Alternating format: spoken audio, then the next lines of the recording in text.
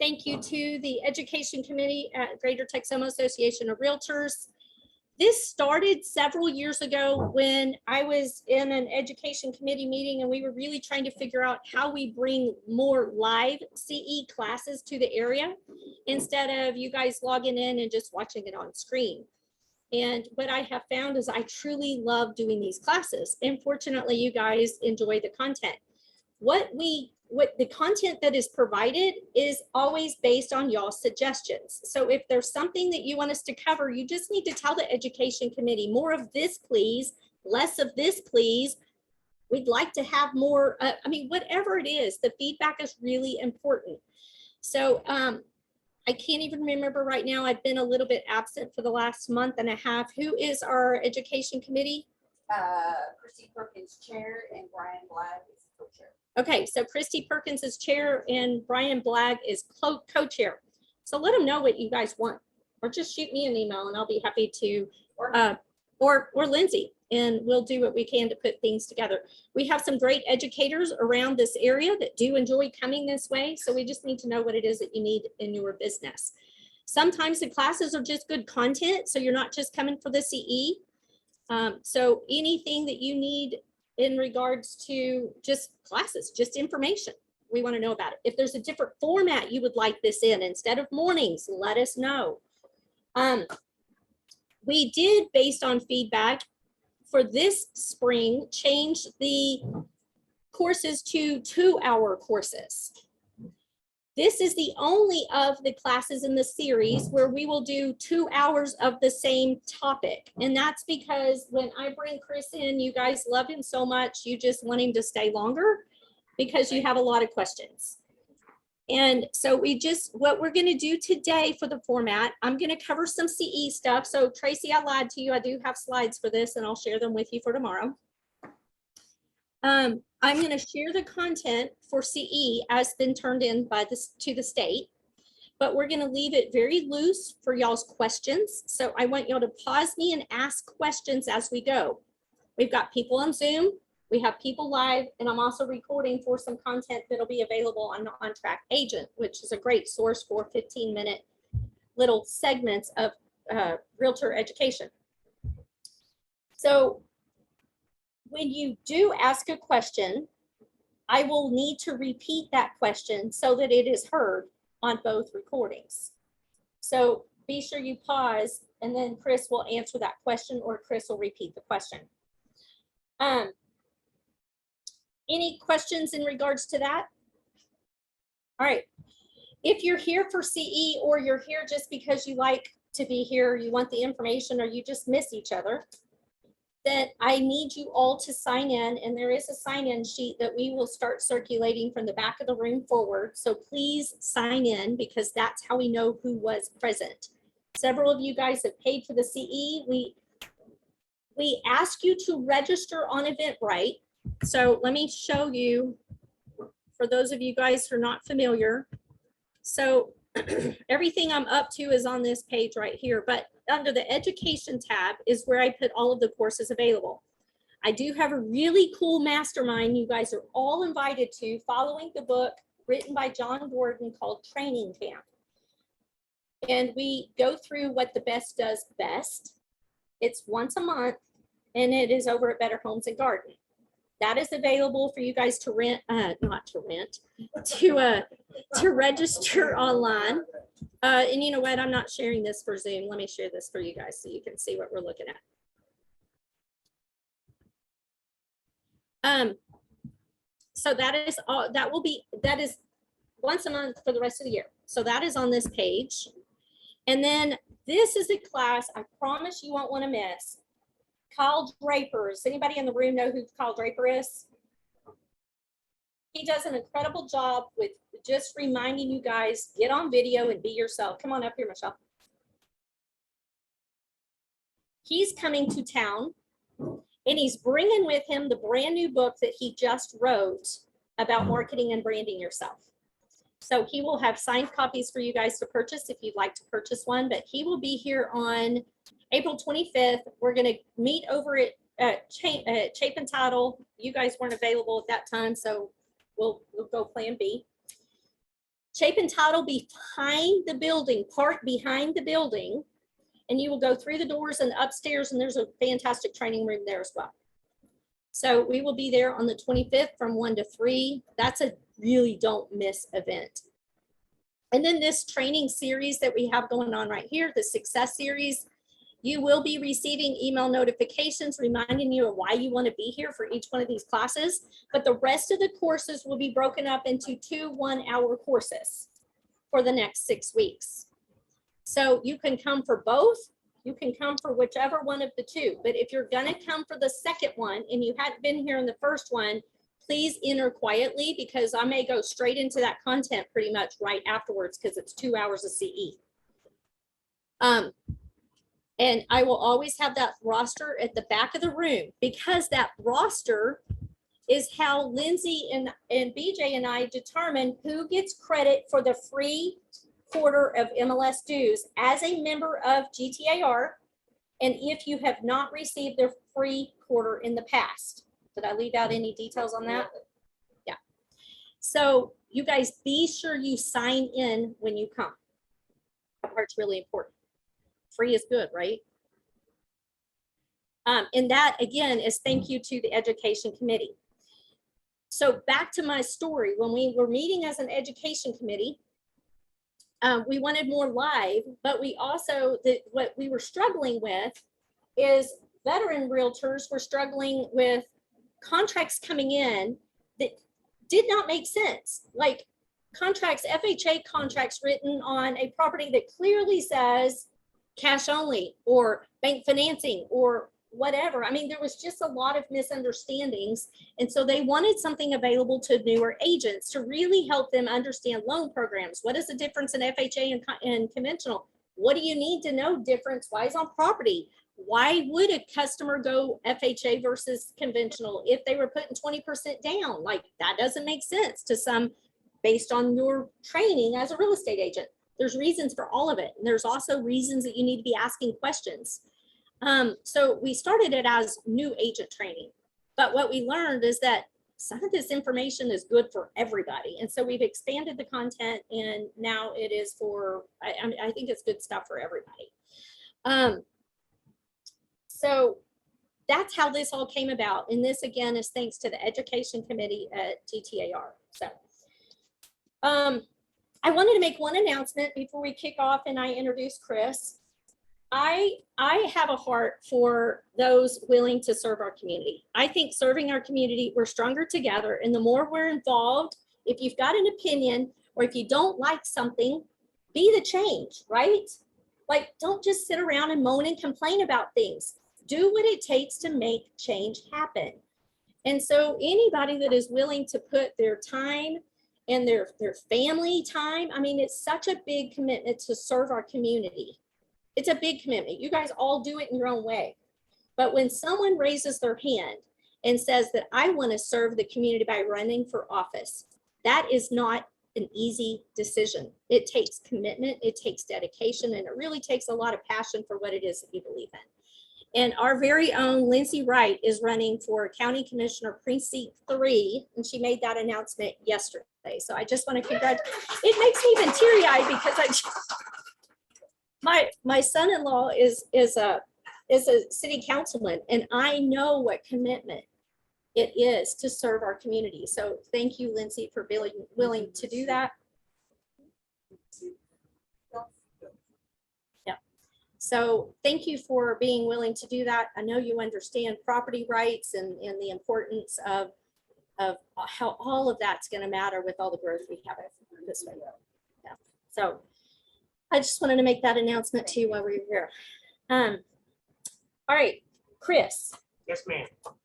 So we have Chris with us today. Chris came into my office, I don't even remember how many years ago. Appraisers come into our office, not very often because they're typically shy, but Chris came into our office and he said, I'd really like to do work for you guys. And it always makes me nervous because I don't trust new appraisers. He knows that's true because he has new appraisers on his payroll. And so I'm like, Chris, you're making me nervous. But Chris is really proven. In my first conversation with Chris, I knew that his core values aligned with my core values, which are really important. And number one is he was committed to do what he said he would do. When he says he's going to do something, he does it. He doesn't turn in orders late. If he told me it's going to be in my office or in my email today, it will be in my email today. And I never have to question that. I don't have to worry about whether I should deliver that information to you or if I should withhold that information because I don't really trust that he's going to do what he says. So doing what he says, that's one of the values that I really appreciate in Chris and his team. And then also just great communication. We cannot get to the finish line without great communication. And so for us, you guys are asking us questions and we don't have the answers if we can't give you answers if we don't have the answers. And so that communication is so important to us. And that was another big core value for Chris is I may not like what he's telling me, but at least we're having a conversation. And that was number 3. He's always willing to listen and he's always willing to learn because we all have something to learn on each one of these transactions. There are no two alike. And sometimes we just have challenges to work through. And sometimes they're on the property, sometimes they're on the borrower, sometimes it's just, legal issues, title issues. There's always something that we have to work together to get to the finish line. And without communication, we're not going to get there. Or we'll get there, but it'll be messy. And my reputation's on the line. Your reputation is on the line. So as a lender, our reputation is directly tied to the service that is provided to us by an appraiser. Just like your reputation is tied to that same third parties that are part of the transaction, including your lender. And so it's really important to me that people that we work with are aligned with our core values, do what they say, and communicate well. And so Chris has been part of our team for 10 years. 8 years, 7 years, whatever it's been. And the other thing that I appreciate about Chris is, I don't know if you guys know it, but we have a shortage of appraisers. Yeah. It is very difficult to become an appraiser. You have to have a ton of hours. You have to work as an apprentice under somebody. The problem is veteran appraisers are not willing to train the trainees. It's a lot of work. It's expensive. And a lot of them are not willing to do that. Chris understands the need. Joshua's here as his wingman, backup, runs everything behind the scenes. It's the other way around. Joshua runs the show. Okay, well, whatever it is. Chris is who I call whenever I'm panicked. But anyway, they believe in doing what they can to make sure that we have enough appraisers to keep these transactions going. Yeah. Because if we don't, it affects your turn times. And so they are rapidly growing their team and branching out to other parts of Texas. So as you guys get people that are moving to other parts of the country too, but Texas, they're covering those areas as well, which is really important to us because we cover a lot of Texas. Wish you were in Oklahoma. We'll talk later because we're working on it. All right. See, that growth mindset, so important. Anyway. So Chris Green with Whispering Pines Appraisal Services. Yes. Did I make that part up? It works. Okay. All right. Okay. Anybody have any questions thus far? You guys understand the process for getting your CE? You understand the process for getting your free MLS dues? We're going to have a lot of Q&A, so you guys write down your questions. What qualifies a tiny home? That's been a hot question because of affordable lending. What do we do about cross mods versus manufactured homes? What about solar panels? Time adjustments. Are we doing time adjustments anymore? We're going to cover all of those. So jot down your questions as we go so that you can ask those questions because now it's time to get them answered. All right. Why are you rocking on over here? Those are all great questions. Oh, those are good questions, aren't they? Yeah, I was like, ooh, yeah. it's gonna get spicy today. Jason, I got your note. All right.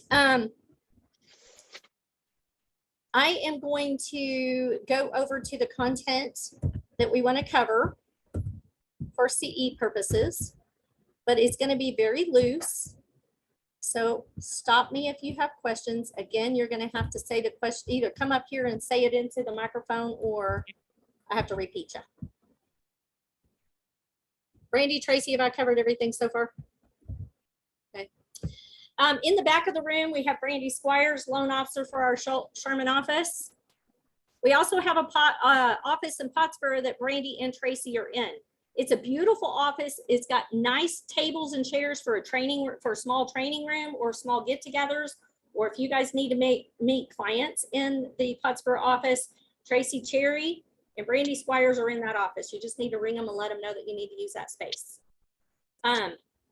They also like to have parties. So if you have an idea for a party, and if there's wine involved, it's even better. If it's sangria, it's even better. So let us know how we can serve you. So both of them are fantastic processors. Well, they could do that too. Loan officers. But I want you guys to know, if you ever have any questions on the team dynamic, who's what, who's where, how any of that works, just let us know. But just know, if a guild loan officer in Sherman office is handling the transaction, I promise you're in good hands. We all use the same operations team, and the loan will close if we issue a pre-approved loan. I don't know why that's blank. That's weird.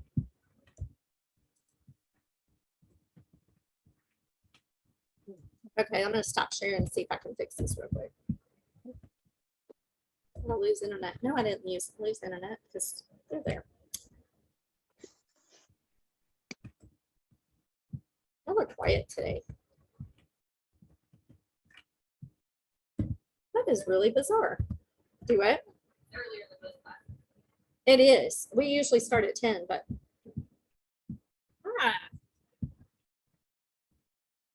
There's a seat up here. Come on up here. I know you're not shy. Well, let me try something else real quick.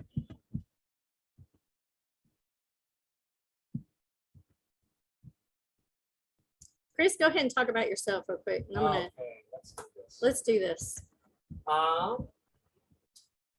Yes, I walked into Michelle's office about 8 years ago. I think I was appraising, it was a new construction community, and it was literally the third time I had gone in there, and I spoke with the sales manager. The first time I was like, hey, you need to go talk to Bill. Hey, you need to go see Michelle. And then finally, the third time I went in there, he was, because I live in McKinney, but was driving up here all the time. He finally was just like, you have to go talk to Michelle and the team. So I literally just showed up at her office, probably because I didn't want to hear the sales guy say that same thing again, and just struck up a conversation with Michelle, and that's how it all started. So I think at that time I was doing like 7, maybe 8 appraisals a week, and then now we do couple hundred a week, and we have a team of like 20 plus. So And they still answer their phone, and they still deliver the appraisals on time. we did. What size is your team? We're 22 families. No, 25. I was off. 25 families. What do you mean by families? Well, the way that we look at our business is like, we have a farm model, meaning that we don't hire appraisers from outside firms that just haven't worked for us in the way that we've done our business so far. So trained and certified over 9 residential appraisers, let's say just the last 2 years. And each one of those people is a family to us. Thank you. Hey, Michelle. This is BJ. I'll explain. Hi, BJ. We're talking. Now, when I say family, like appraisers, Hi. Can you hear me? Yes, ma'am. Can you hear me okay? ride or die. Yeah. EJ, meet yourself, please. I have a. So Zoom, what Chris was talking about, we'll get Chris closer to the microphone in just a second. he doesn't see his appraisers as just individuals. He sees them as team members, as families, that he is growing in the industry. So I love that. I love the way you guys think of that. But we've always viewed that from the beginning. And then even just like as we talk about our team, we're really passionate about training up that next generation because we think it's an honorable profession. It's still a really exciting profession. So we don't want to die out. So like Joshua and I, we had a conversation earlier this week.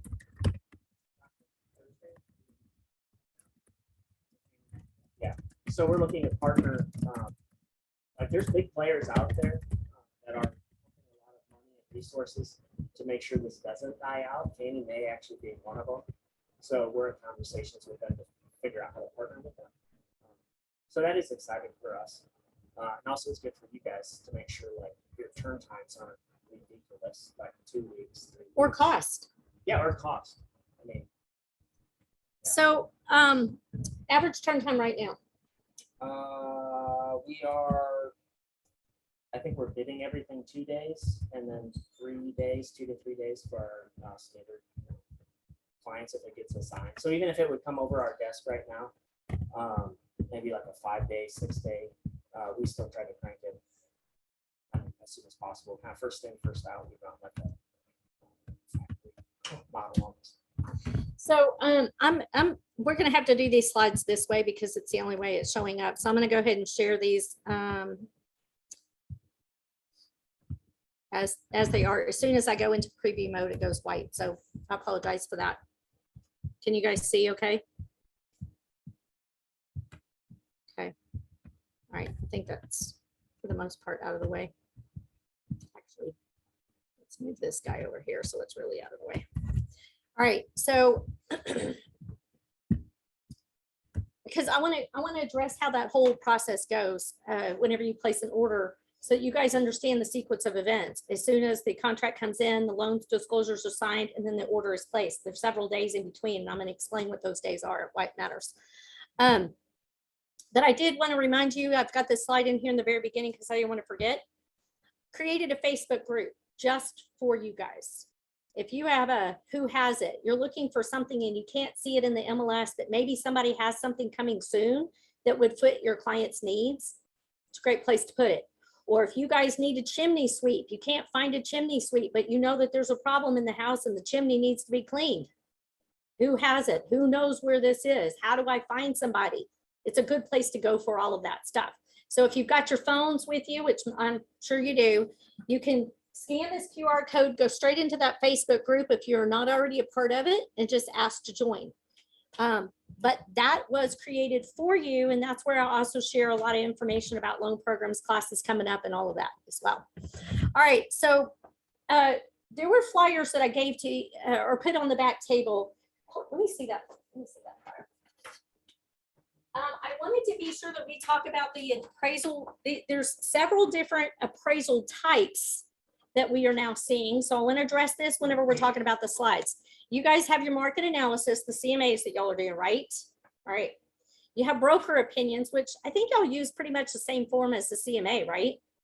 But it's a paid broker opinion and it's done on a different letterhead. Janelle used to do a ton of those in 08, 09. And so that was a way for her to bring in some money because everybody needed all of these REOs needed broker opinions. So Beverly did a lot of those at that time too. Totally different process. Well, not a totally different process, but you follow the format of a CMA, but it is different. It's broker, it's BPO. And then you have your full appraisal. There's several types of appraisals that you guys need to be aware of. One is your full appraisal, the appraisal that you're used to seeing. Now, in that appraisal are also addendums, and those addendums, I couldn't remember if they were addendums on those additional forms, but anyway, like if you had investment property, we might need an income and operating statement. We might not. It's going to be determined by the loan, how we have the loan set up, and whether or not we need to show that income. That's an additional addendum that goes to the appraisal. You also sometimes just need rent comps. If the comparable rent schedule. So there are addendums that go with the full appraisal, but it's still part of that full appraisal. We have hybrid appraisals. Now, Freddie Mac is the one that came out with hybrid appraisals. Now, get this. They pay someone to go and do 3D pictures of the house. They upload those 3D pictures, and someone at a desk is actually doing an appraisal based on those 3D pictures and the information in the MLS. Okay. Again, they're trying to find solutions for the shortage of appraisers that we have experienced. And all of this came out about the time that we were all just slinging loans left and right because there was so much refinancing going on. And so we beta tested for Freddie Mac. We were the only mortgage company in the United States that we were the first to beta test it. We don't see so many of those hybrid appraisals. Honestly, it doesn't save any money, and we weren't seeing a benefit locally.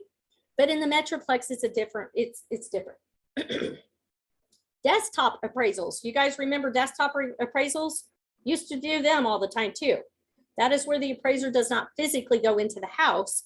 They're doing the appraisal from their desk. We are starting to see desktop appraisals on our automated approvals again. Mhm. Turn time wise, between all of these, there's the cost difference of a couple $100 from one versus the other. Turn time wise, they're still basically about the same, except for you don't have to schedule and actually make a trip to go to the property. And for those of you guys who are not aware, those appraisers have to go to every one of your comps and take a picture of your comps to put into the report. They can't use your MLS pictures. So sometimes they'll do their desk work and they'll go, oh, I think that these are comps to the property. And they go out to the property and they go, well, those pictures don't represent the condition of this property. Those are no longer the comps for this property. And they have to go back out and take pictures again at actual comps for that property. So some of that can be very time consuming for the appraiser. And so you'll save a little bit of time depending on the different appraisals that are available. Any questions in regards to that? Ben, go first. What's the difference between desktop appraisals and drive-by appraisals? No, actually, that's a fourth, and we're not seeing many drive-bys be thrown out right now, but that is a really good question. Drive-by appraisals was something else that we do a lot of, or did a lot of, but that's where it's basically a desktop with the drive-by. So they physically have to see that the house does exist at that location. Greenhouse and it's there. Yeah, and that it's standing and it doesn't have boards over the windows Yes. or paint that's peeling off of it and hardly any paint left. I would say we do still get some curveballs. I had one of our guys came back. He said, man, I don't know. And it was a drive-by. That was a client we didn't work with typically. And he used the term charred. It seemed charred. And I was like, man, I've been doing this long enough. And it was one of my trainees. I'm like, yeah, I just don't know what do you mean when you say charred? Because I think charred. And I'm like, burnt. He's like, Yeah, oh, it was burnt. And so he shows me pictures and it's like burned out, like, with yellow tape on the outside. I was like, oh, good Lord, it is charred. So you go back to the lender and you're like, hey, just make sure we're on the same page. This is what we found, use the feel, felt, found, know how you feel. We're confused too. But that is one where you would, from like a lending standpoint, and it depends too, like relationships that you have with like your clients.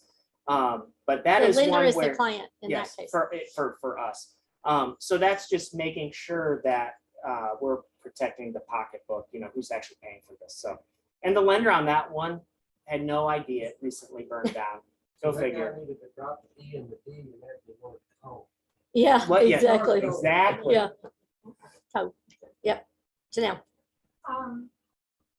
We as realtors now are bound more by our going outside of our area of expertise. That's going to the house and grapevine to Rowlett. Are the appraisals under the same? in that, do y'all, for the appraisers, the word is competency. Is that Geographic. geographic competency? Absolutely. So what are you finding? Like when you mean like you're having an She's asking. Comply with some similar things. So if an appraiser from Dallas County comes up to Grayson County, he doesn't know our market. Right. He So doesn't know the innuendos that go along. He could not know the market. So Yes, they are bound to geographic competency and property type competency. So if I send someone out to go appraise a cross mods are different than mobile homes, and it's also could be viewed differently as a stick built, though it shouldn't be. I would have to verify the appraiser's competency, and he needs to know that he's competent to take that order. So to answer your question, because especially like in that thing where it's like, man, you're from Dallas, why are you driving up here? For example, like when I started, I'm McKinney. Like, I mean, that's where I was. And like North McKinney, like right across from like other side of 75 and Bucky's. That's everybody knows Bucky's down here. All I did, I never went south. I literally hit 75. I drove that every single day. So like I was an expert in Sherman. Like that's what I did. As a firm, geocoding is important because we have to know like, hey, where are we placing our appraisers? But at least like for us, like when we get that order in, we have different levels of expertise, and we know, oh yeah, so-and-so is out there right now. Heck, even that development they went to, I know the builder. I have builder comps. I have, so that's something that we don't take lightly. Now other firms are different, and sometimes on like the round robin, how they set it up, they'll say, oh no, you're 20 miles out, but I still come across people who are like a mile away from the actual location and don't know what the heck they're doing. You get your answer on that, Janelle? Okay. All right. So there's some things that you guys, from an appraisal standpoint, y'all don't have any control over who the appraiser is, right? Very frustrating. So let me explain the way that process works. You guys get a contract. It goes to the lender. The lender has to disclose the loan to the customer. The customer actually has to sign those loan disclosures, and in that packet is a form called intent to proceed. They must sign that intent to proceed before we can even send them a credit card authorization for them to pay for the appraisal. We require payment of the appraisal up front. I'm not in the business to pay for and collect appraisals. So that takes a couple of days. You guys get us a contract today. It's Wednesday. We as a branch always disclose that same day, if not the next day, depending on what time of the day the contract comes in. But at the same time, the customer also has to review their lock options because rates are changing every single day. So they have to review their lock options. That rate that they thought that they were getting may or may not be available the day that they're ready to lock the loan. They may choose to float it, but that's still a conversation that we got to have with the customer after the contract's received. So we get that part done. We disclose the loans. We send them for signatures. Now, I don't know about you guys. I got 9 grandkids, 6 of them are in sports. And so the evenings are pretty busy. Anybody that's got a family and kids are busy in the evenings, but we got to have both spouses sign those loan disclosures if there's 2 people on the loan. If there's 4 people on the loan, they all 4 have to sign those loan disclosures before we can go any further. So we get the loan disclosure signed from the customers. And in that packet is the intent to proceed. Then the processor, then we get everything finished on the setup of the loan. It goes to a processor. In our office, now we run a real tight ship, so I can't speak to other people, but in our office, the processor has 24 hours to review that file and get the welcome sent with calls made to the customer so that everybody knows what the next step is and everything's moving quickly.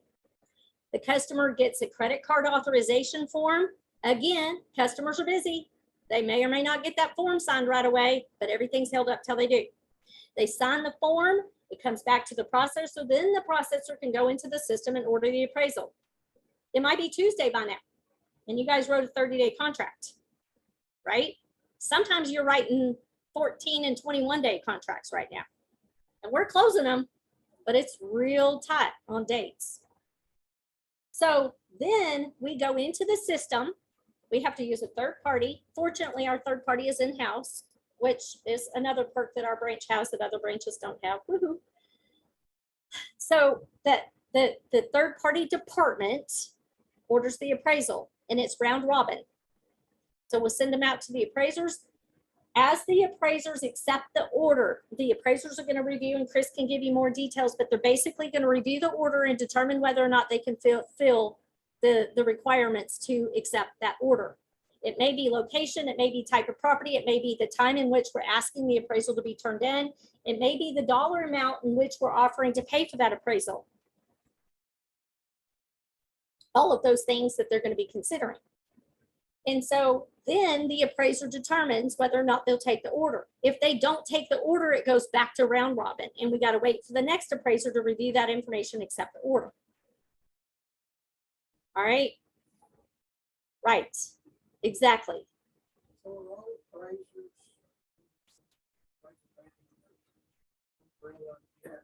something nobody can reach out and correct it and say, yeah, job for you. So the question was, are all appraisers under some sort of like appraisal management? Like nobody could just reach out to us directly and say, I want to engage you in this appraisal service? Yes and no. So like at our firm, we've got several different channels of business. I'll tell you, Shelley, in a minute. That we focus focus on. The way I think of it, if you're borrowing and you're using someone else's money, you're going to want some sort of safeguard in place. Now, the nice thing with Guild is they have a team in house that manages all of that, because like that 14-day, 21-day, or you have a month to get this thing done, like that is hustling, and like that is cooking. So like from our standpoint, when we get it, we've got to get that cranked back as quickly as possible. So from lenders, Guild does it really well. You have to have that buffer. Now we also do private deals as well. So like you might have The divorce. estates, divorce, unfortunately. Like you've got all of these other things. Pre-listing, that's what I was going to Pre-listing. say, pre-listings. Pre-listing. So we do have that also, and that does not. I mean, our client in that case is actually the person who is paying for it.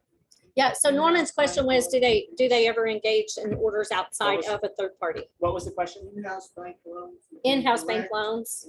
No, in-house, those in-house, the banks are doing, they have to go through a third party now too. They still, yeah, because they'll get their, Service of in-house. Mhm, yeah, they, mhm. They it's- went to that about a year ago. yeah, where it'll be like, hey, we'll just keep it in our portfolio, like more of, I call it like the mom and pop type banks. Yeah.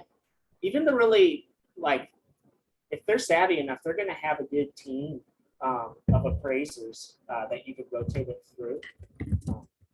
But yeah, they still have to be held to that. So there was a question, I'm just going to answer that question, Teresa, to everybody. The chat question is, the appraisal fee is charged to the customer even before the order is placed. Yes, it's kind of like when you go to a hotel and you give a credit card for the hold. We are going to place a hold on that credit card for the amount.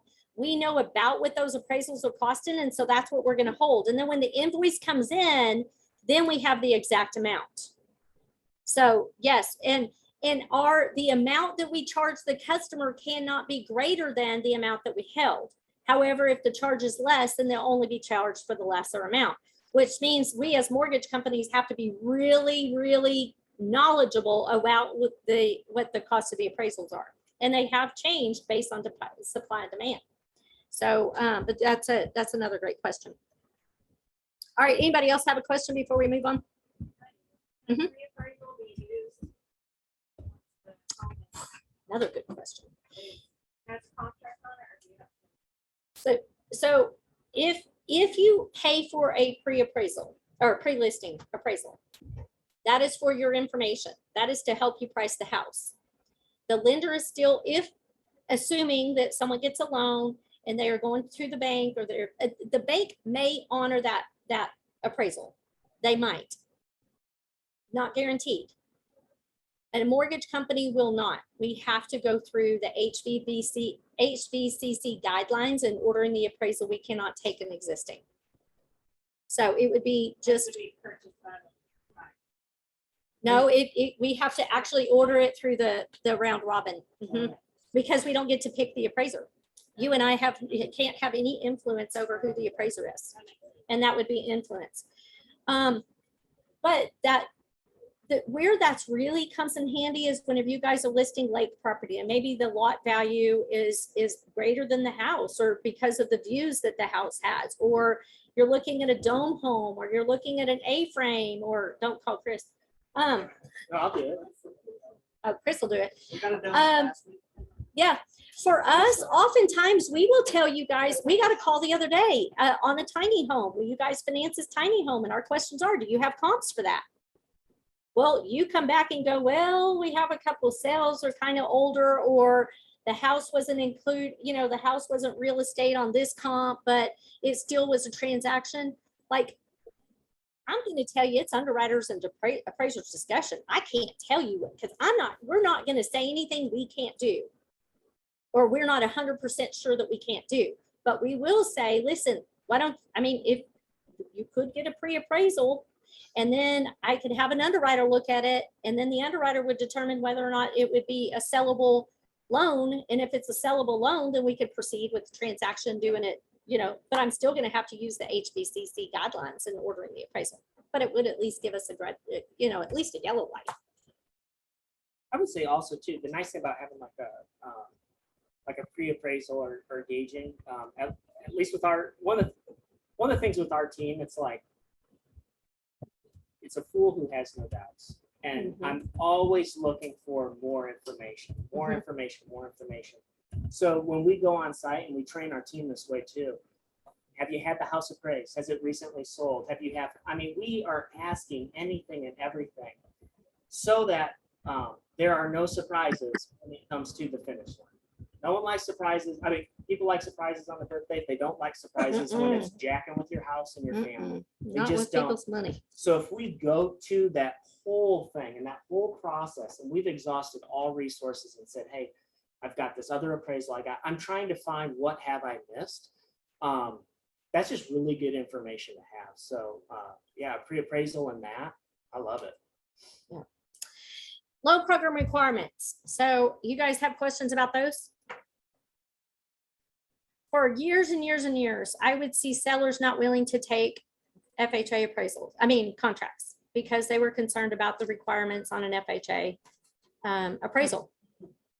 I still see that at times.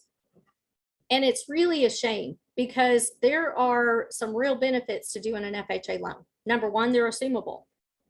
There's a lot of FHA loans right now with 2.5% or 3% interest rates that are assumable. That's a benefit, especially if you've fallen on hard times and you need to do something with that house right away. And the rates are 6%. But they're not non-qualifying. You still have to qualify. Yep. Yeah, VA and FHA, you still have to qualify.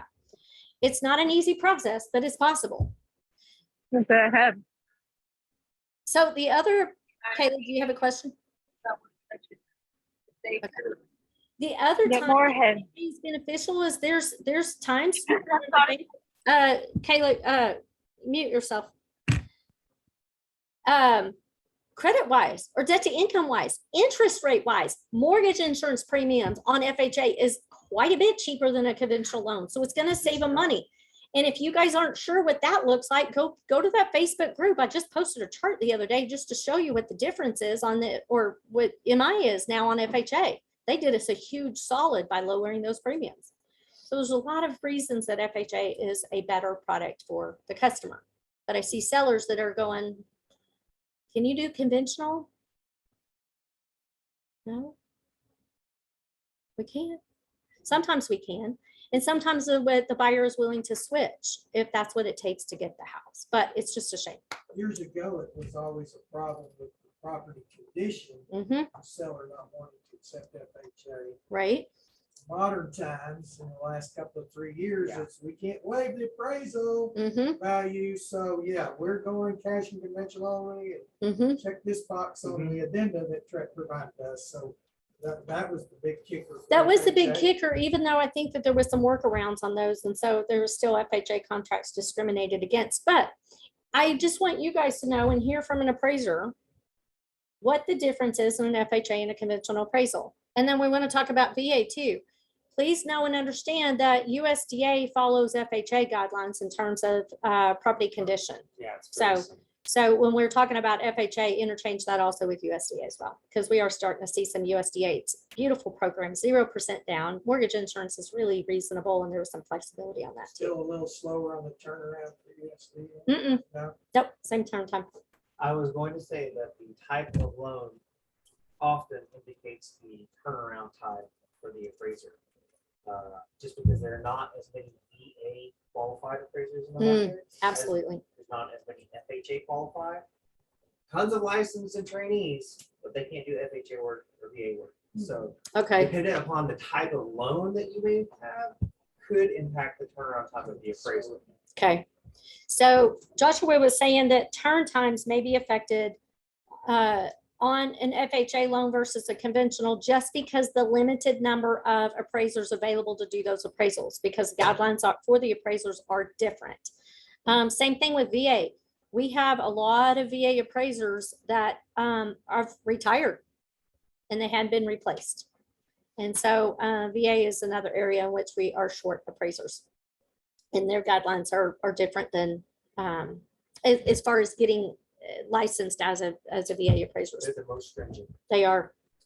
It's tough to get approved as a VA appraiser. So since Chris has a lot of experience here in Sherman and Grayson County, what typically do you see for us as practitioners that we should be attuned to when it comes to property condition for FHA? What are the common things that you see that are lender required repairs that either we're not thinking about or we should have known and didn't? I mean, what do you see typically in this market? Because those of us who've been around a long time have seen some of those requirements. Well, they're not as stringent as they used to be. So give everybody a little. So the question request is just giving kind of like high level, what y'all should be looking for as far as like, hey, could this roll FHA, USDA, conventional? What are some of those things to look at? Really high level, like if you're going into it, like, so how we coach our team, like if you're going into a property, I'm always asking myself, or I'm always challenging my team, put yourself in their shoes. You got family, you got kiddos in here. Is there something like blatantly just outright unsafe with this? So like some of the like, I would say low hanging fruit, almost like it's a 2-story property. You're inside, someone's got a stair rail, and you've got spindles that are a foot, or 8, whatever it is, apart. I'm thinking in my head, can Emma, our most wild child that we have, get her head through there? And not only that, then drag her sister through there too and go off. So it's like, think of just, is this something unsafe? Is it unsafe? We get questions too a lot of the times, hey, is this peeling paint? That was another big thing too. Wallpaper. It really comes down to, is this going to be like physically impact the family that's going to live here? And then after that, we go through and we'll drill down to very specific things. A lot of the new construction properties though, or as we're like, when I think of like homes that were built 50s, 60s, or you had like remodeling done and it was the homeowner that did this remodeling, like as that's starting to like phase out almost, or things are being updated and renovated, like you can have a house now that's 10 years old that'll pass all day long. That's like, yeah, the carpet's kind of worn and it's gonna need some fresh paint, but all of the electrical is up to code. Like there's nothing where like, oh, it's got an outdated electrical box. Like we're just not seeing as much of that. Well, around here, we have 70, 80, 90-year-old properties. Oh, those And are there's- fun. Those are fun. But we're still not, we're not experiencing issues with them going through, No. as long as they're safe and sanitary. No, What about appliances in the kitchen? appliances in the kitchen. Like missing appliances. So if you got, there's a couple of questions too I want to ask off of Okay. here. Appliances missing in the kitchen, Like what when- appliances are required? like if they were like are they attached? Do you look like a stove or Got a a, hole and there's no way to cook in your kitchen. And There's a spot. It was a and pull-out no- oven and they no took range, the oven. No range. No, you can put that through. Yeah, subject to it. Yeah, you can put that through. Some of those, like, it's not a safety hazard. It just No. isn't. We might send them through, but lender requirements may not.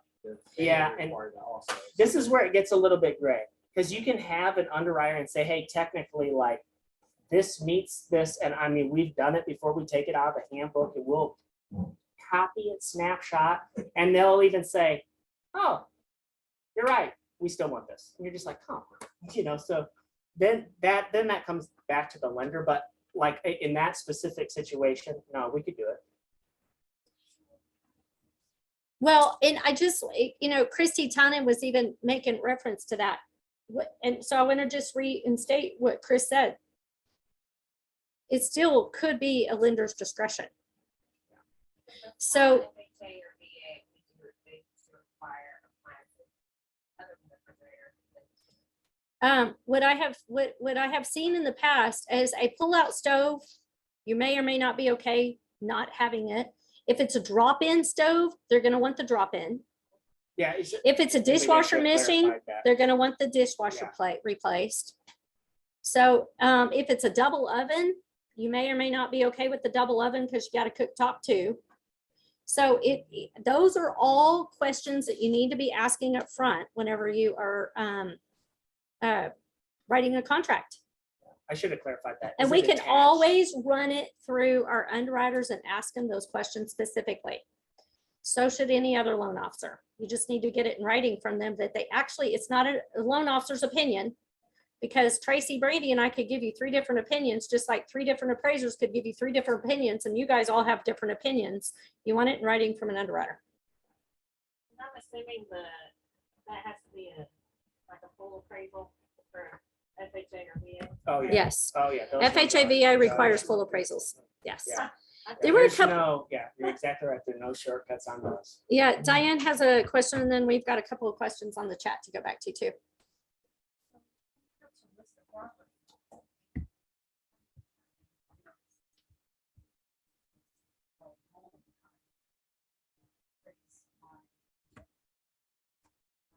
For example, I have one and outside. Can't feel it, it's over, it was right. And also the sunroom event. Mhm. So we put it window in it. And so Did you I include? heard words that, from different people, well, depending on the appraiser, and then the appraiser, but the paint on the chipping on the outside, appraised for the agent. So I listed it, Mhm. that eliminates a lot of. That buyers. eliminates a lot of buyers in that price range. And so how are these? as filters, what is gonna pass or not without having to, call an appraiser, which is already busy enough questions like that. So how do we determine it? Sit on there and hope that it does, and then, the buyer has to pay for the appraisal and it comes down. You want? I mean, do you guys have a checklist or anything? Yeah, don't know what I you guys use. have an FHA checklist, but let me just address peeling paint in my the way we answer that question. Then Chris can answer from an appraiser's point of view. Number one, I would always prefer you guys send us a picture of what you're looking at so we can give you our professional opinion whether or not this will go. All of us have been doing this for a very long time. And we've also been lending in this area for a very long time. So we're pretty used to those type of scenarios. So if a house has an excessive peeling paint and it is a home built after 1976, it is going to be required to be scraped and repainted. So if you've got peeling paint, it is more than likely going to be an issue unless it's a small little spot and it's overlooked. So just assume that that's going to be the case. The seller either needs to know that they're going to have to fix that, or they're going to limit the number of buyers, which could also limit the price in which they're getting for the house.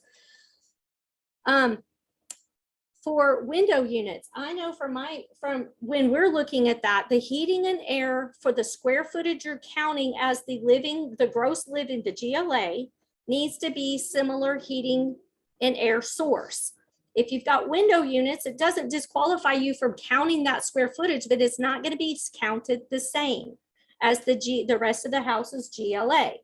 So it would affect the value of the home if at all possible. And I did this with the house that I owned. There was a window unit on this back porch that was enclosed. And we ended up finishing out that back porch as regular with the same finish out as the entire house, which is also really important. It needs the same sheetrock, the same trim. It needs to look like the rest of the house. And then we had our HV guy pop in a vent because we had enough ducting. We had enough velocity, the capacity to pop in a vent. Now I had central heat and air that was like the rest of the house. That part's really important. Did I miss anything? No, that's actually spot on. Yeah, Okay. because we've seen like what'll come across, and this is one of the frustrating things as an appraiser. When you go to a listing, say the house is like 2,500 square foot, and you get there and 500 square foot is a garage, that's been converted. And by converted means they put some paint, some fixtures, and like a window unit. Or let's even say this. Well, I ran the ductwork. Maybe it was one of the, as we see more new construction, and then you get through a lot of the new construction homes, you'll have, houses there. And a lot of the times the offices that the home builders have are in the garage. And then they'll go back and they'll convert it back to a garage. Well, they'll be like, well, I got the ductwork here. I have the ductwork. In a situation, you might have a house that wasn't like that. They just put the ductwork, but still a garage. A reasonable appraiser will not use that. And then the key also too is the same and or similar fit and finish as the rest of the house. So even if at say, hey, I did the ductwork, but like the quality material is like a Q4, Q5, and the rest of the house is like Q3.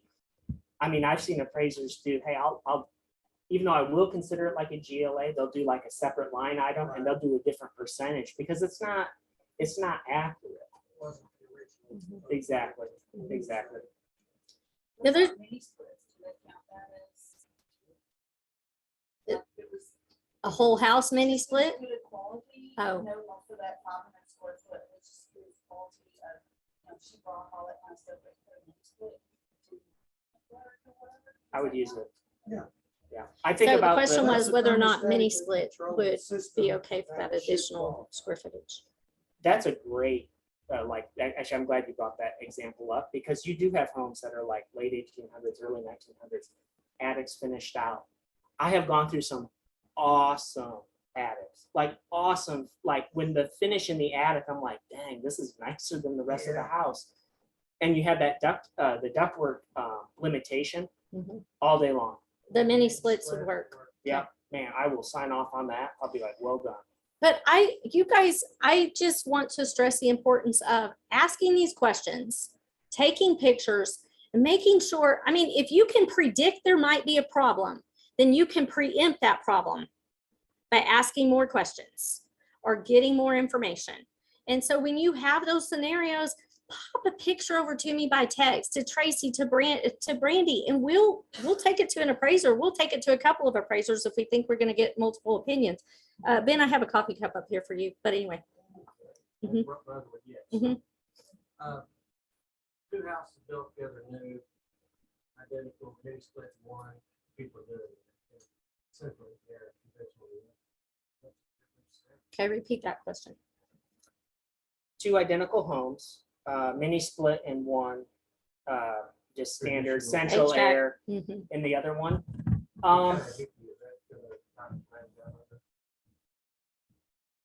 We always go off of data. So like in that specific example, so there's line items like on the 1004 form that we have where they'll say like HVAC, are there, were you as an appraiser identify these things? I would go back and as an appraiser, I would say, hey, if I am appraising this home, new construction or newer construction, is that a marketable difference? And I can't do that based on my opinion. I have to say, is there have to see data stats. showing that this is a marketable difference? No. You're exactly right. So if 50% of the homes in that community are, that split, Who cares? But I want to like marketable difference. He has to prove marketable difference. That's really hard when you have something newer like the splits. Y'all aren't seeing that many transactions where you have the splits. So is there enough transactions of like properties with the splits to determine if there is or is not a marketable difference? That becomes a challenge for the appraiser, in which sometimes it's underwriter's discretion after they report their findings. Their job is to pull stats and put a report together. Our job is to determine whether or not, based on that information, the loan qualifies to be sold or backed by Fannie, Freddie, Ginnie, whoever is backing that security, right? So he's reporting information as he finds it. Sometimes he needs y'all's help because y'all aren't always putting in the MLS, this home had a split unit, right? So if the data is not there for him to use, he doesn't have it. And he has to report data, not opinion. Okay. A question that came across, what about a property that has stable foundation? The house is in very good condition, but is very unlevel. FHA or VA, it's a pier and beam, not a slab. Christy, you're very unlevel. I'll answer this and then you answer it. Settlement is typical for this area. Yeah. It is really an appraiser's discretion on what is and is not typical settlement. If you're not familiar with this area and the different neighborhoods, I'll give you one example. There's several neighborhoods where you and I know that if you don't have proof that that house has had foundation work done, then chances are there's foundation work that needs to be done because that area just cracks, right? I mean, I could name several of those neighborhoods right now. Beverly and Norman over here shaking their heads because they know exactly where I'm talking about. Y'all all know what I'm talking about. If you're not familiar with this area, you wouldn't know that information, which is why, again, geographical competency really matters. Which I mean, I'm not tooting my horn. We got a lot of good local lenders. That's why it's important you're choosing a local lender, even if someone is working with a Timbuktu lender already and they're already pre-approved. Where your problems fall apart is typically your appraisal. Your appraisal and the lender relationship is directly correlated. So you want better, smoother transactions, you better think twice about those relationships. However, let me go back to the typical settlement. Pier and beam, there's a little bit more variance when there is movement because it's a pier and beam house. Yeah. So I don't know, is there something like, is there a magic number that you go, okay, this is outside my comfort zone? Or are you looking for cracks and clues and the windows now sitting like this? And then you go, okay, we're going to need a structural. So something like that. And again, this really comes down to the appraiser. And I always back up and I say, what is this something that's unsafe for a family that's going to live here? For a pier and beam home and in this area, yeah, there's going to be some stuff. I'm not going to put a laser down and be like, oh yeah, that is spot on. It just doesn't happen. Is this reasonable? Are there other comparable sales going off of data that are similar to this? Is this a marketable difference? I think the biggest thing on that, like at what spot, I'm not going to say a certain inch. I mean, you can get into the nitty gritty and say, no, I ran a laser from this side and over there. It's 2 inches. I'm going to just say, I'm not doing that. That's not what you're hiring me to do. You know, I'm going to ask for all the information. I'm going to say, hey, have you had an inspection? Hey, I noticed when I'm in here, 9 of these 10 doors don't shut. I tried to open this window over here, it wouldn't open. I'm going to say, this is something that I'm not comfortable with. And here's why, not because of my feelings or anything, but because these structural things aren't adding up. And there might be something more here. So I might make it like, hey, subject to this kind of inspection. But like, I'm not an inspector. I'm a money guy. I'm like, give me the data. I'm very like, I just need to see the facts. But in something like that, so that question, is it on level? Yeah, I could run an FHA or VA. Like maybe it's on level. And as they retrimmed out everything, I mean, that's just what you get with an older home. Older home. Absolutely. Oh my gosh. Or this rain that we just received. I live downtown in a Yeah. building that's 150 years old. I can't shut my bathroom door right now, but we just got a bunch of rain. And Yeah. I know as soon as it dries up, I can. So that is reasonable. That is doing our due diligence as an appraiser. But when it does get to the point where it's like, hey, like the doors aren't closing or like something is, but even on like a slab, it's a giveaway because you're like, yeah, I can see into the house through the brick because there might be something here. I'm not signing off on that. So But a pier and beam is more. there is some more leniency. And so what he'll end up doing, he'll either write the report, an appraiser can say that they're asking for a structural inspection, or they'll say a structural engineer's report. Big difference.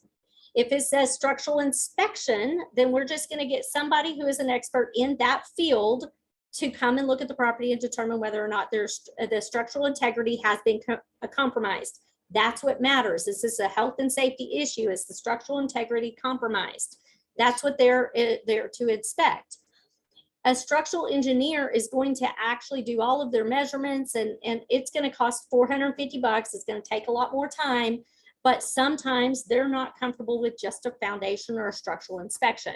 So however they write the report is what the lender has to follow for that loan to be insurable. I will add, like, it makes no sense. This is just like our mentality. It makes no sense to like go down this path. Like in our mind, we're always trying to think, is there a way to get this to the finish line? A lot of times, like with us, if we went to that property, it's a pier and beam for that example. Doors don't shut, windows don't shut.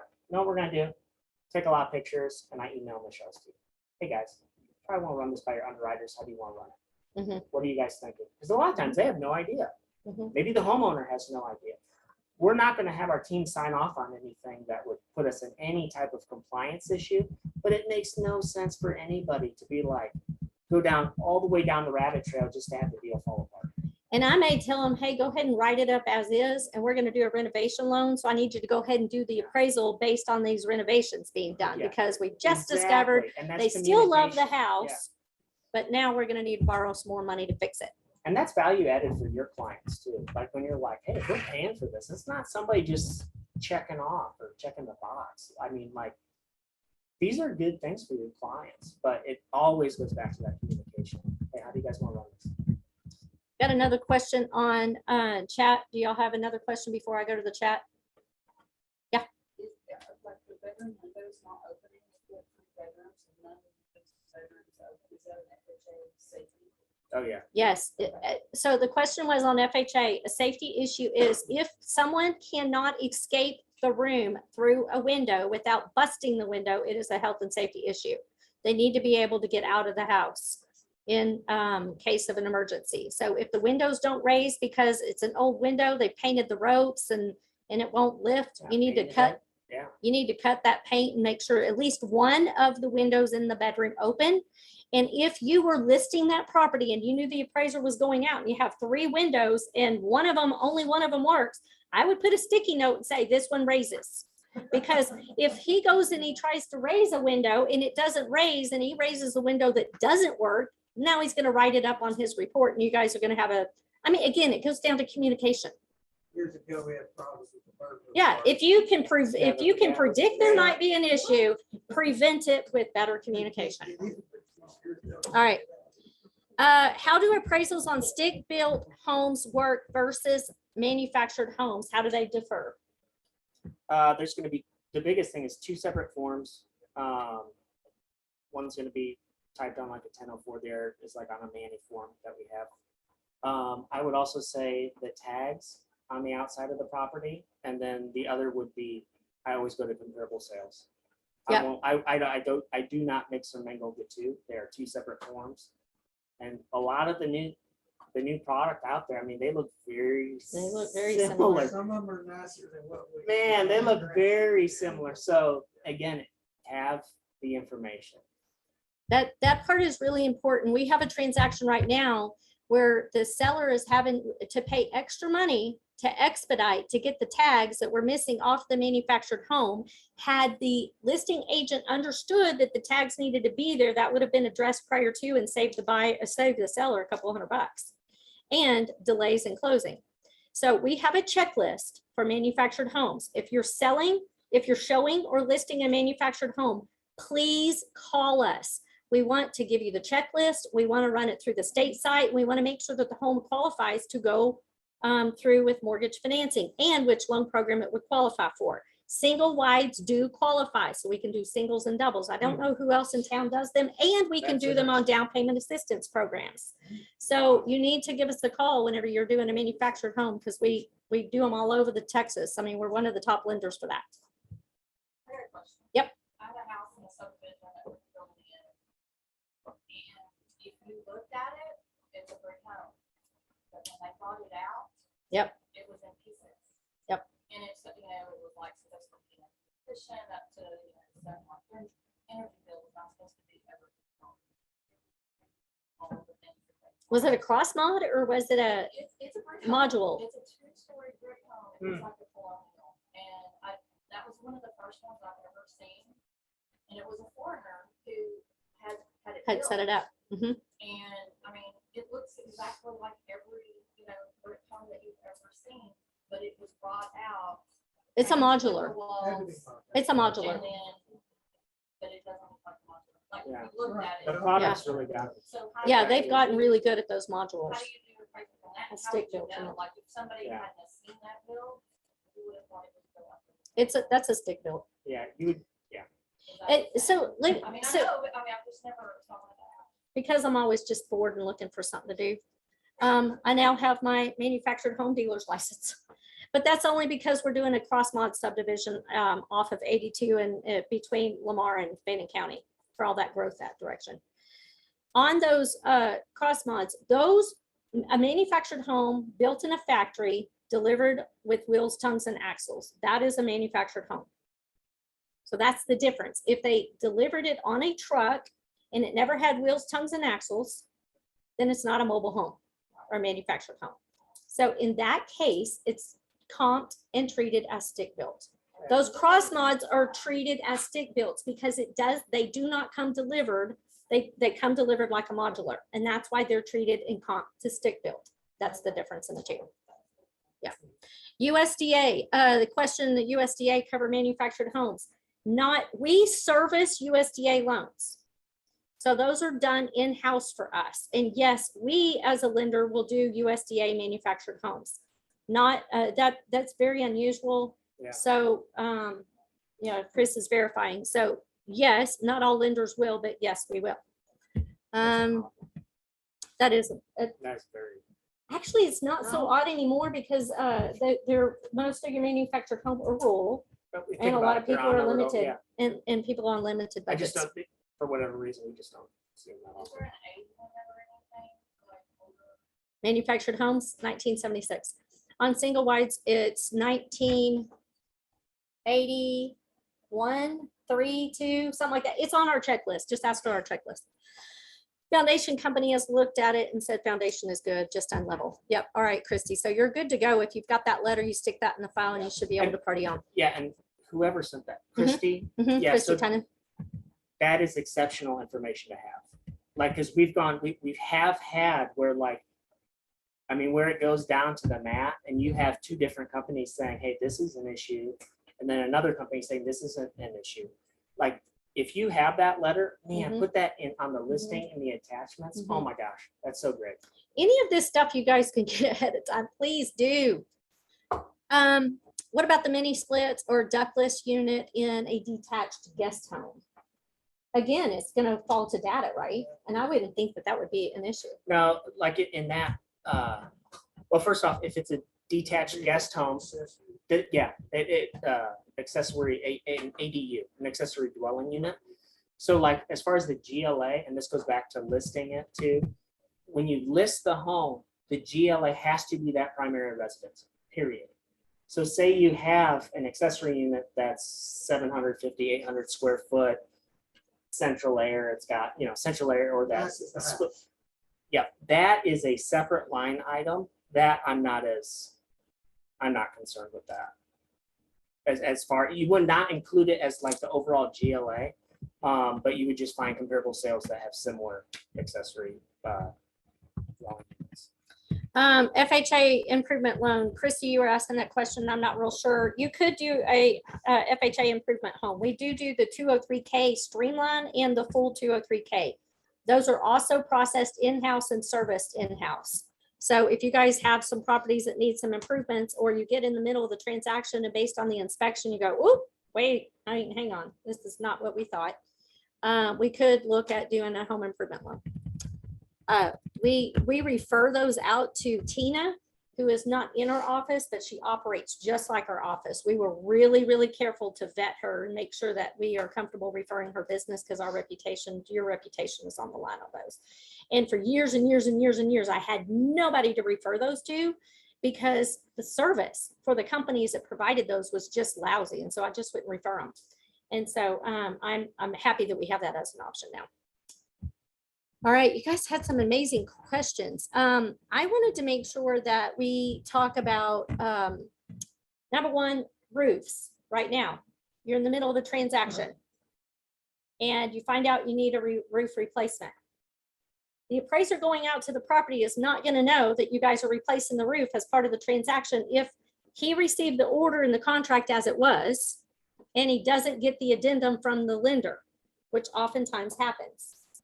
The value given for that property might be different if there was a new roof on it. So be sure you're communicating that information and make sure that the customer, I mean, like if you know that that's going on before the appraiser comes out, make sure the appraiser has the information. Hey, this is the roof, we're replacing the roof, and this is the roof type material that we're going to replace it with, because that matters too, whether you're doing cheap 3-tab or you're doing a nice replacement. Communication. Also know that sometimes right now roofers cannot get it done before the transaction is finalized. Some lenders are going to require a final inspection showing that the roof has been replaced. Some of them are going to be okay with the roof receipt showing that the roof was replaced. Again, communication is really important, so you guys don't have any holdings on your funding. It is a bummer to find out you need a final inspection and the appraiser is going to take a couple of days and now the deal's not going to fund and the seller's already moved out and the buyer sold their house and nobody has a place to live. So communication. Are you suggesting that a new roof after contract is going to add some value to your opinion, or it's just maintenance and it is what it is? I think the biggest thing, like with Michelle bringing that up, it's those surprises. Those surprises you don't want. So the question is on Zoom, does a new roof contribute to the value of the property? Does it contribute to the value of the property? Condition overall, sure. I'm not going to line item it. That's just, it's not how we appraise. Maybe hailstorm came through, the subject has a new roof, so does the other 30 houses that are here In that I'm same using neighborhood. as comps. It would matter if the roof was damaged in a way where there's like leaks coming in. I mean, it's got to be pretty thrashed. But the biggest thing for this, like I wouldn't look at it as much as contributory value. I would look at it as like, is this going to be a wrench that holds up the loan from closing? And was there a way that we could have said, hey, yeah, the appraiser notes that per the contract or per the addendum, it's going to be installed on this date. However, poses no health and or safety risk, and a hypothetical condition was made that the roof was installed at time of inspection. Very wordy, but those two sentences could get the deal to the finish line, because the underwriter's going to be like, oh, they know what they're talking about. That's fine. And or we could go back out there and re-inspect it. But Now, in the case where the roof can't be done before funding, you can ask the lender to do an escrow holdback. We're going to typically hold back. Right now, what we have experienced in this case, typically when you do an escrow holdback, you can do an escrow holdback for most things except for foundation. So on an escrow holdback, you typically have to have 2 bids, and we're going to hold out of the sales proceeds from the seller side or the buyer, if that's what was agreed to. The buyer pays up the holdback 1.5 times the highest bid. Once the work is complete, then the title company will pay that vendor and then refund any extra that was held out. We hold out the highest of two bids, because if you guys, Ben, you've built houses before, you know that your bid doesn't always match your invoice. And so we're going to collect extra to make sure that we have enough money to pay that vendor when the work is complete. So on the roofs right now, we have been seeing some escrow holdbacks, but again, don't wait till the last minute to ask that question, because it takes several days to get an escrow holdback approved. We have been able to use the claim, the adjuster's claim, the estimate, and then the roofer's bid, instead of having to get a second roofer's bid for our holdbacks. But not all lenders will do that. So you need to be asking those questions. Yes, Ben, you had a question? Oh, scratching. Love it. All right.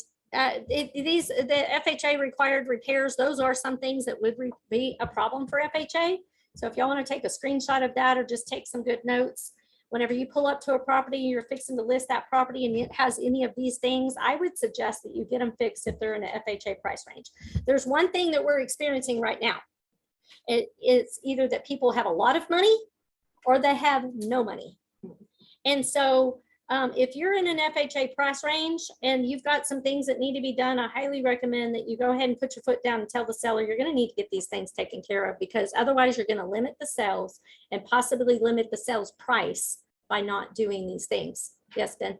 I will say, take an option here, because 30 years ago, I followed a numerous square that from neighborhood lot, I know a lot of Yeah. ask my wife. You got to watch what you're scratching, right? So is there still any regulation about the paint chips On the ground? if the property is younger than the lead-based paint 1978 Magic? You could argue that if the house was built in 1985 and there was some peeling paint, you know, we all know on eaves over time, the moisture gets to them, especially if you got gutters and you got peeling paint, right? Hopefully you don't have rotten wood, but you got peeling paint.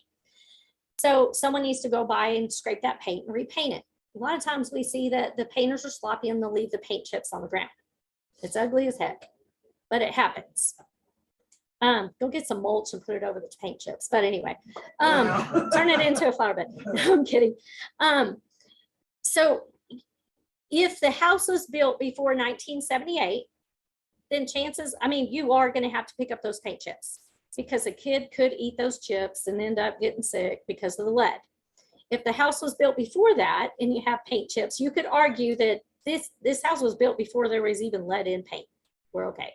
Or after. Yeah. So again, I mean, but That's an appraiser. you could predict that might be a problem. So go ahead and do what you can to prevent it.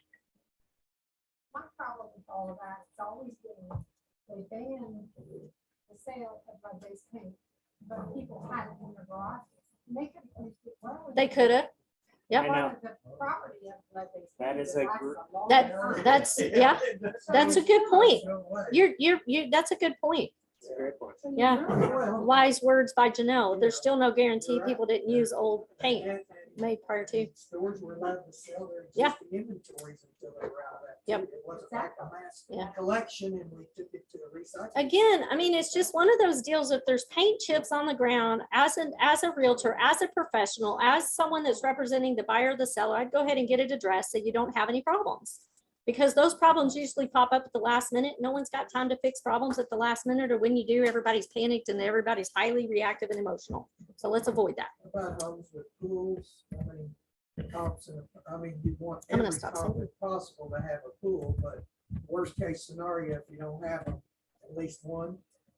So the question is pools, you'd want, yeah, so for appraising a house that has a pool, again, I look at that neighborhood. If it's 50 homes, say it's 100 homes, and I only have one house that has a pool, that might actually be detrimental for that house. Like, so you have to go back and say, I cannot make an assumption. I can't, like, is there data showing, has something like this sold before and it's selling for more or less than what every other home here has sold? Typically that doesn't happen. Typically I go in neighborhoods, there's several homes with pools. I at least want one comp with the pool. And it's not, again, that can be because it's mostly because of the underwriter. I've just been doing this enough where they're like, hey, The house is a guest quarters. Guess what I want? At least one home with an ADU. House is a pool. Find me a home with a pool. So I try to do that. Speaking of ADUs, we are starting to see ADUs because of, again, affordability and not everybody's stuffing grandma in a nursing home, right?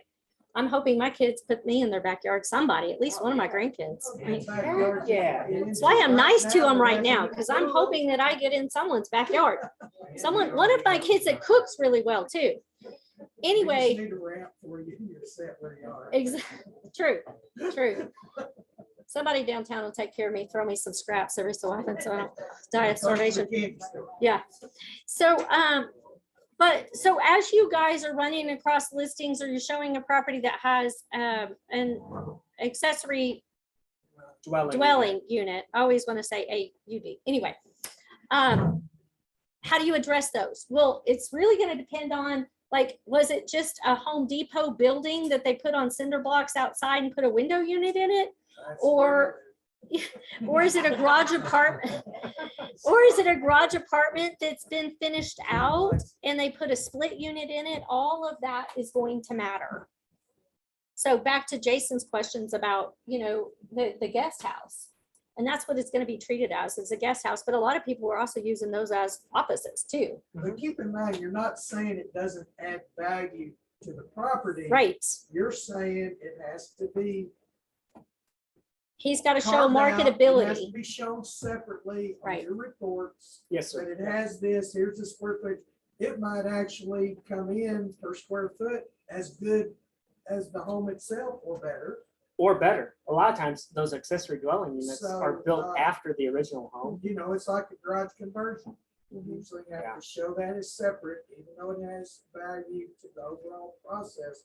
They're just telling us, keep in mind, it may not be apple to apple, dollar for dollar.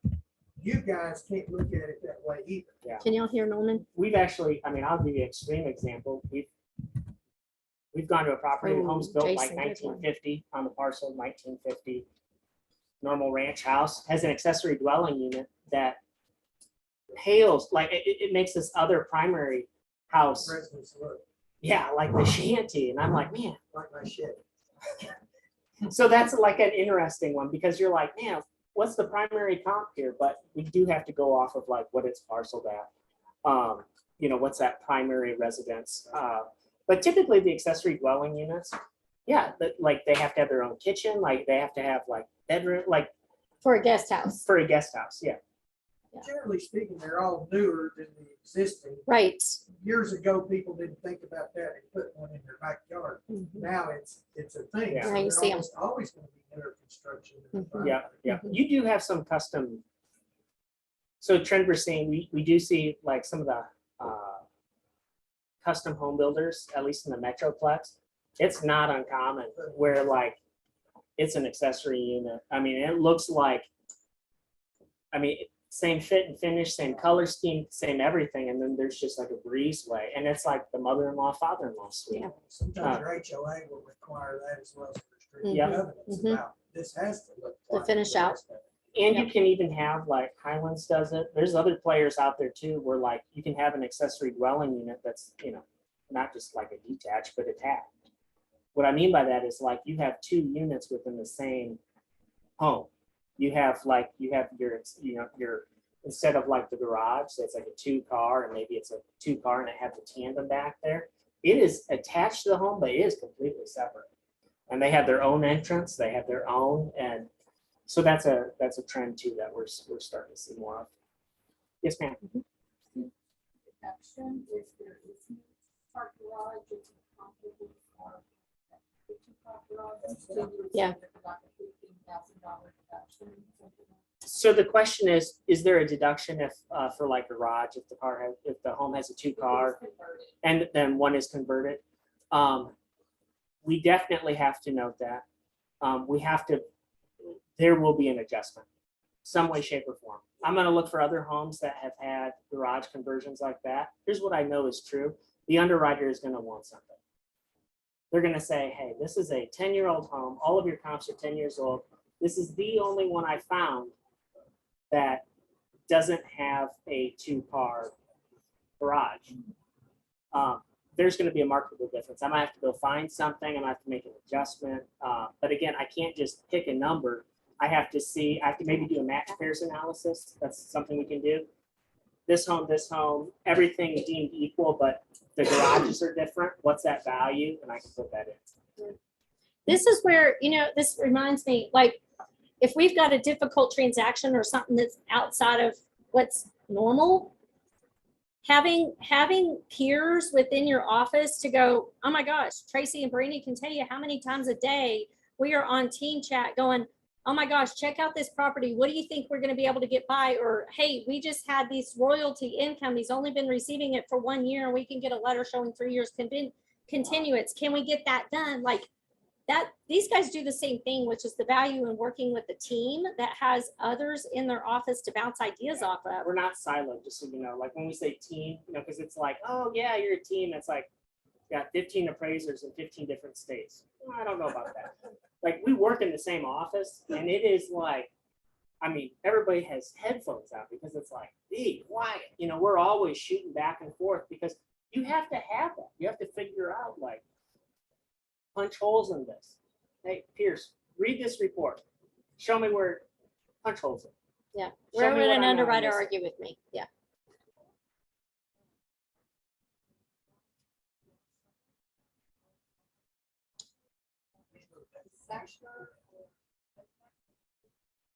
Yeah, so that's it's interesting. Farm and ranch. So farm and ranch is the question. We primarily just do res. We do. Now, if it's when you say farm and ranch, if it's a home that's on 20, 30, hey, a home on 50 acres, highest and best use might be just parcel that home off on 1 acre or 2 acres and peel the rest of it off, and we can do that. But as far as like an actual working farm and ranch, that's just a specialty that we're not in right now. And sometimes too, depending on like if it's income generating and all that, it might go to a very specialized. Yeah, Michelle's actually because I've done appraisals for their. Yeah, we do farm and ranch. So Yeah, they've got one of the gentlemen used to do like timber and all that. working farm, like you pull up and it has signs, commercial signs. No, that's yeah. If it's a real business, That's how. when someone comes up, it won't be a mortgage loan. That would be an ag credit or bank loan anyway. Yeah. So it'll be. Yeah. I will say, the horse folks, man, they can spend money. Holy cow, they can spend money. And you'll have a house and you'll have like, holy moly. And some of these, you can have these riding areas that are just beautiful. If it is, You want someone that specializes. yeah, in you that. want somebody who specializes.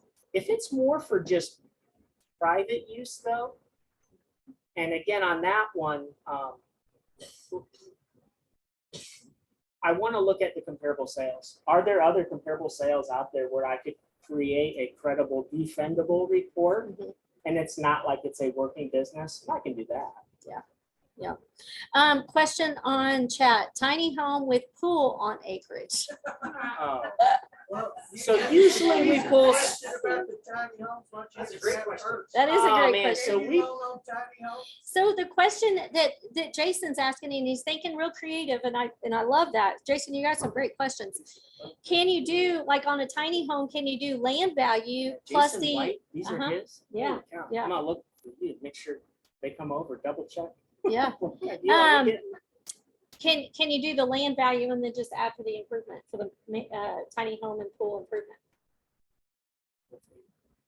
when you're appraising it? I know the answer. You go first. Well, again, you're going to have to go back to marketability. And so- Yeah, is it attached? well- That's what I. Okay, let's talk about tiny homes first. Yeah.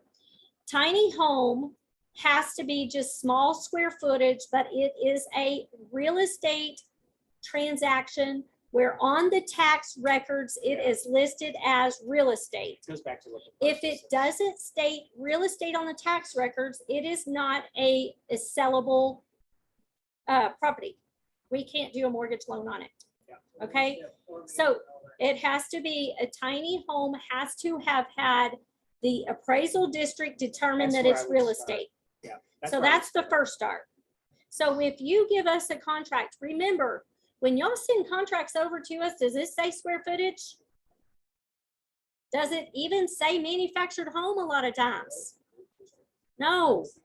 So unless the lender is Googling the property or looking at the listing, and we don't have access to MLS, so we don't see what you see. Again, communicate and say, hey, we're looking at a 500 square foot home. Would you look it up and see if it even qualifies for a mortgage loan before we write a contract on it? That's number one. If it has a swimming pool, so Jason is saying, yes, it is real estate and it is on foundation. Is it an above ground or in-ground pool?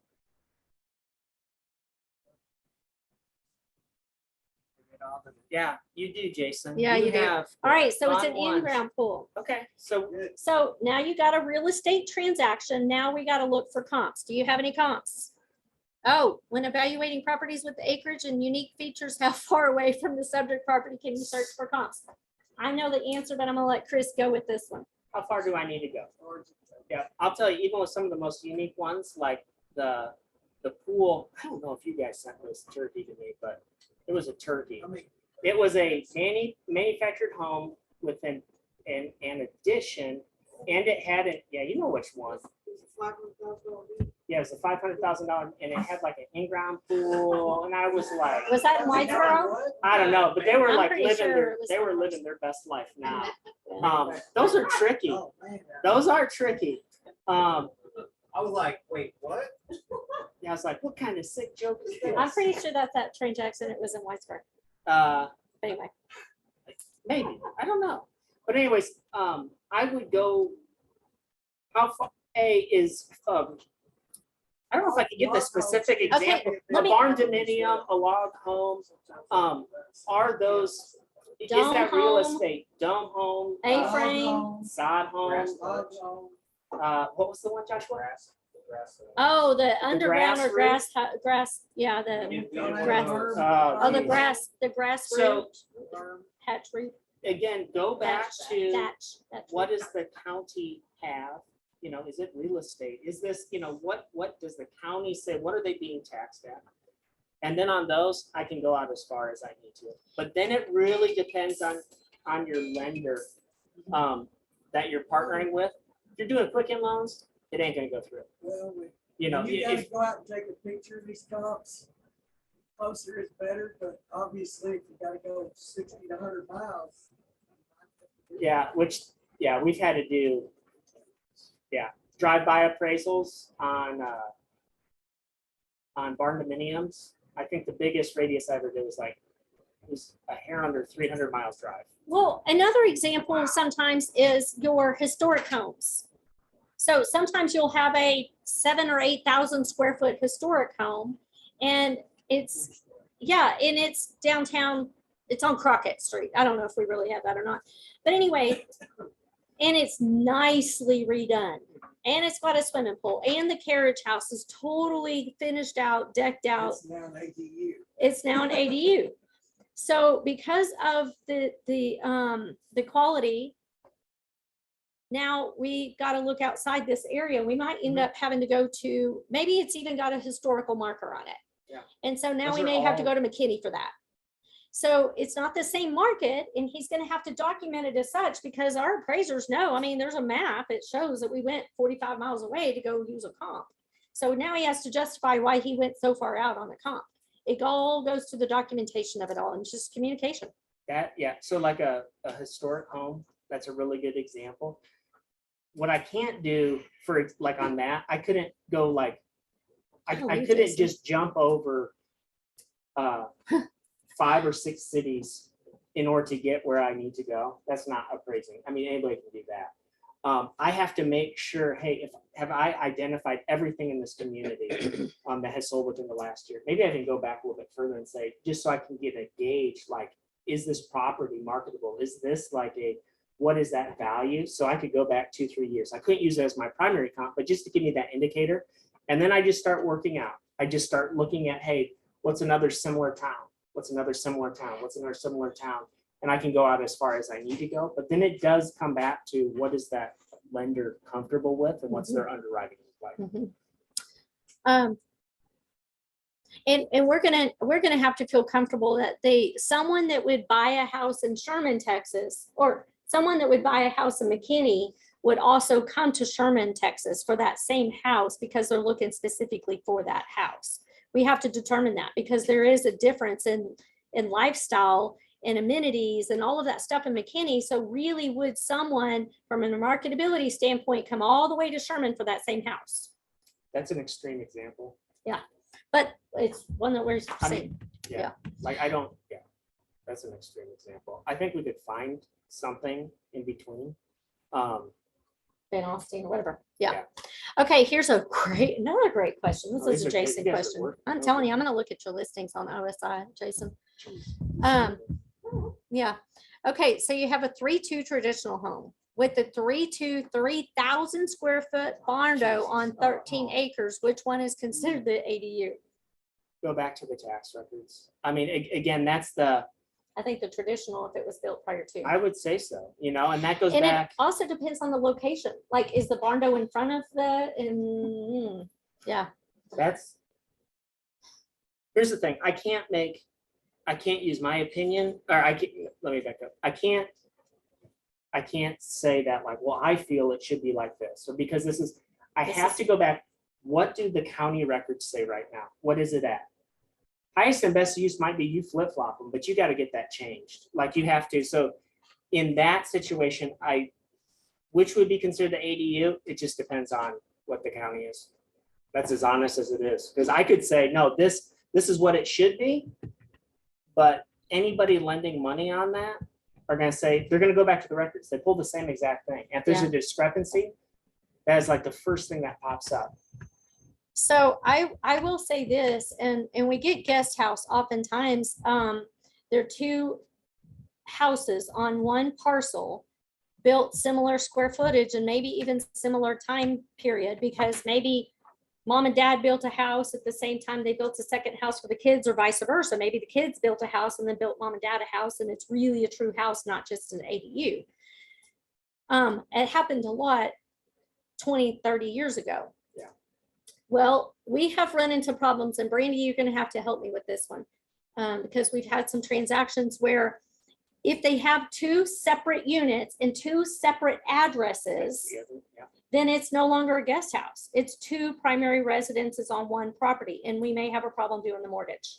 Yeah. It's, Or 2 meters. Yeah. Yeah. we had Clayton had this, one of our, like, one of the appraisers we've had there the longest, and he was scratching his head. So I know when he scratches his head, I'm like, oh, this is gonna be a doozy.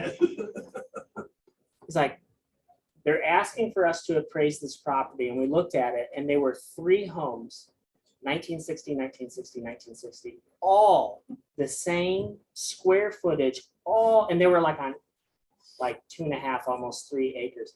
Highest and best use. Like, I don't know. And again, it goes back to the county or that city, wherever they allowed.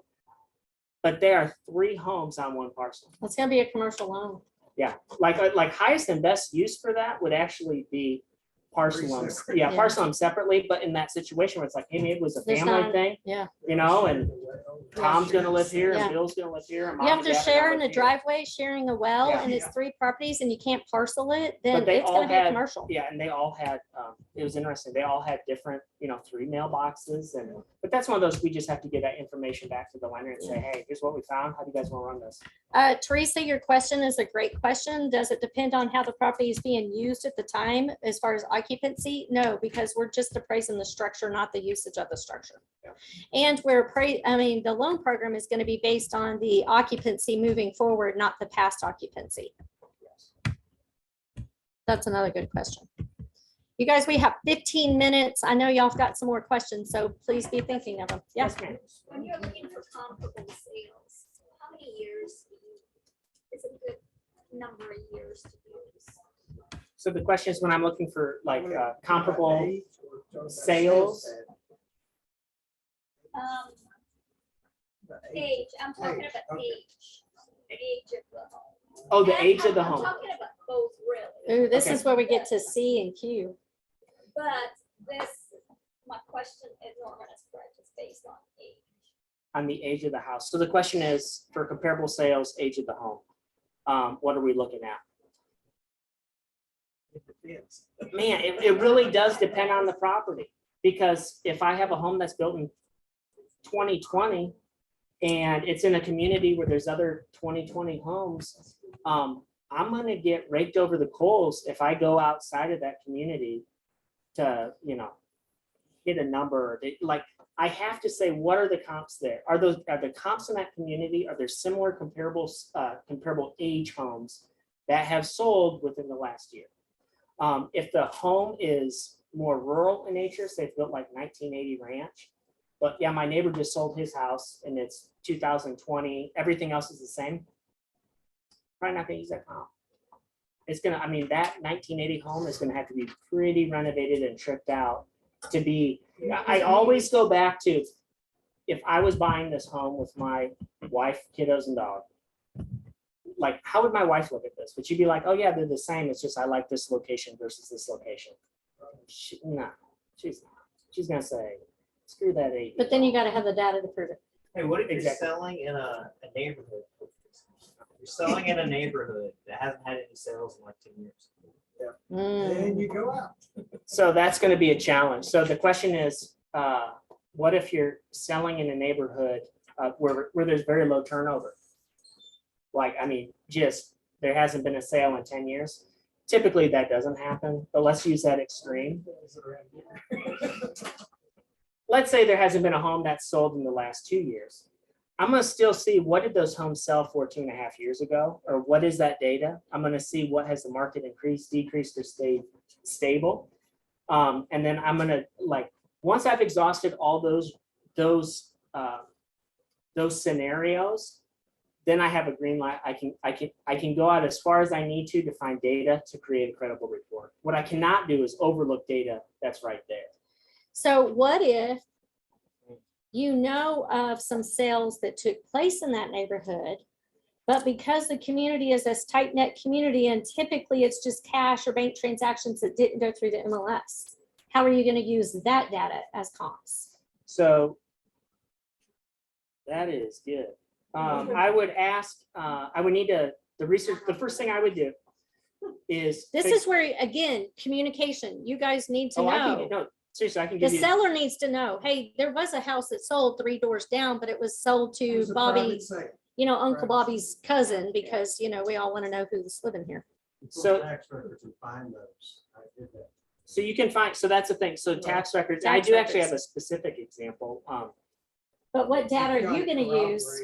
What data do real you need numbers. to use it? I have to see if it, I need the CD, what? closing Yeah, the disclosure. closing disclosure. I'm gonna need to have, I need that, and then I also need to understand, was this a arm's length transaction? Was it actively marketed? Was it for sale by owner? Mhm. Like, at least tell me there was a freaking sign in the yard. You know what I mean? So like, somebody had exposure to it other than, no, I just sold it to my neighbor. Those are gonna be more tough, and I don't think I would use that.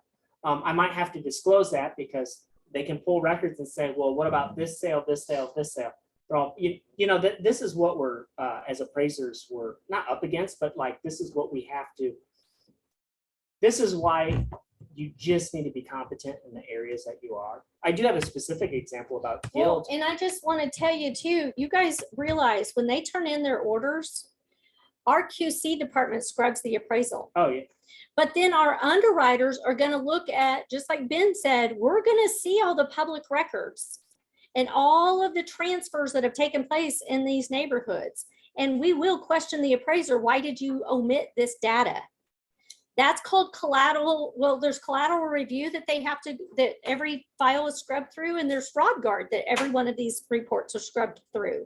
So they have to be ready to support their report. The What? one thing I would say, so it was a guild order. I think it was your team too.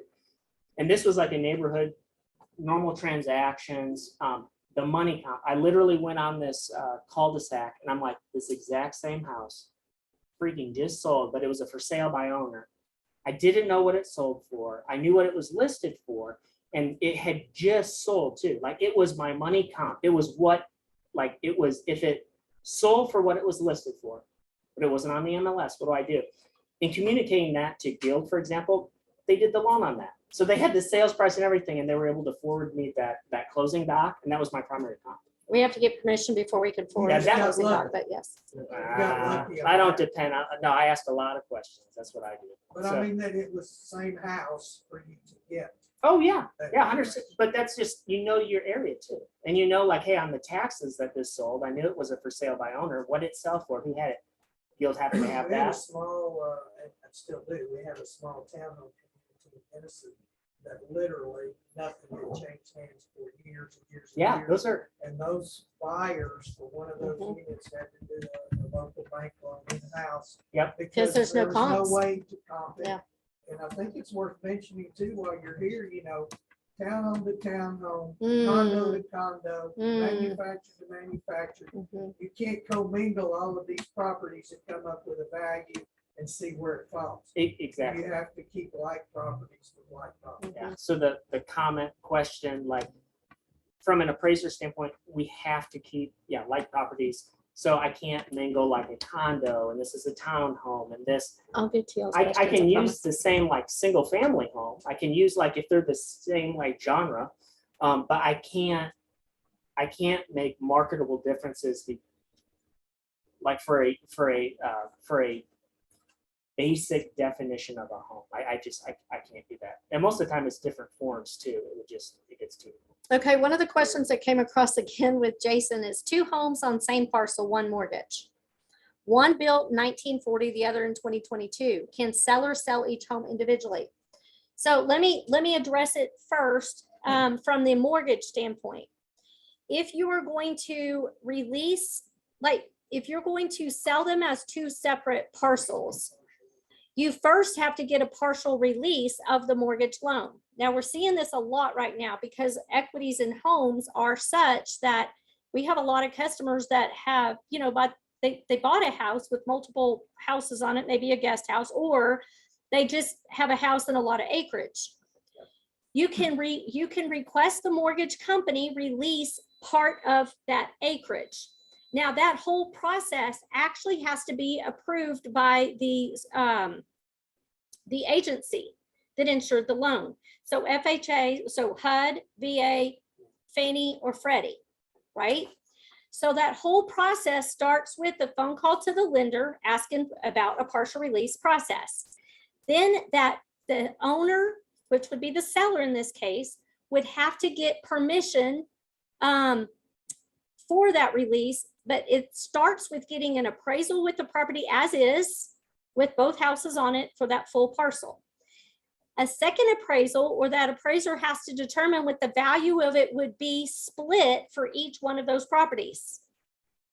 Then you're going to have to get a survey that has a legal description with it split, because we can't split parcels with no legal description.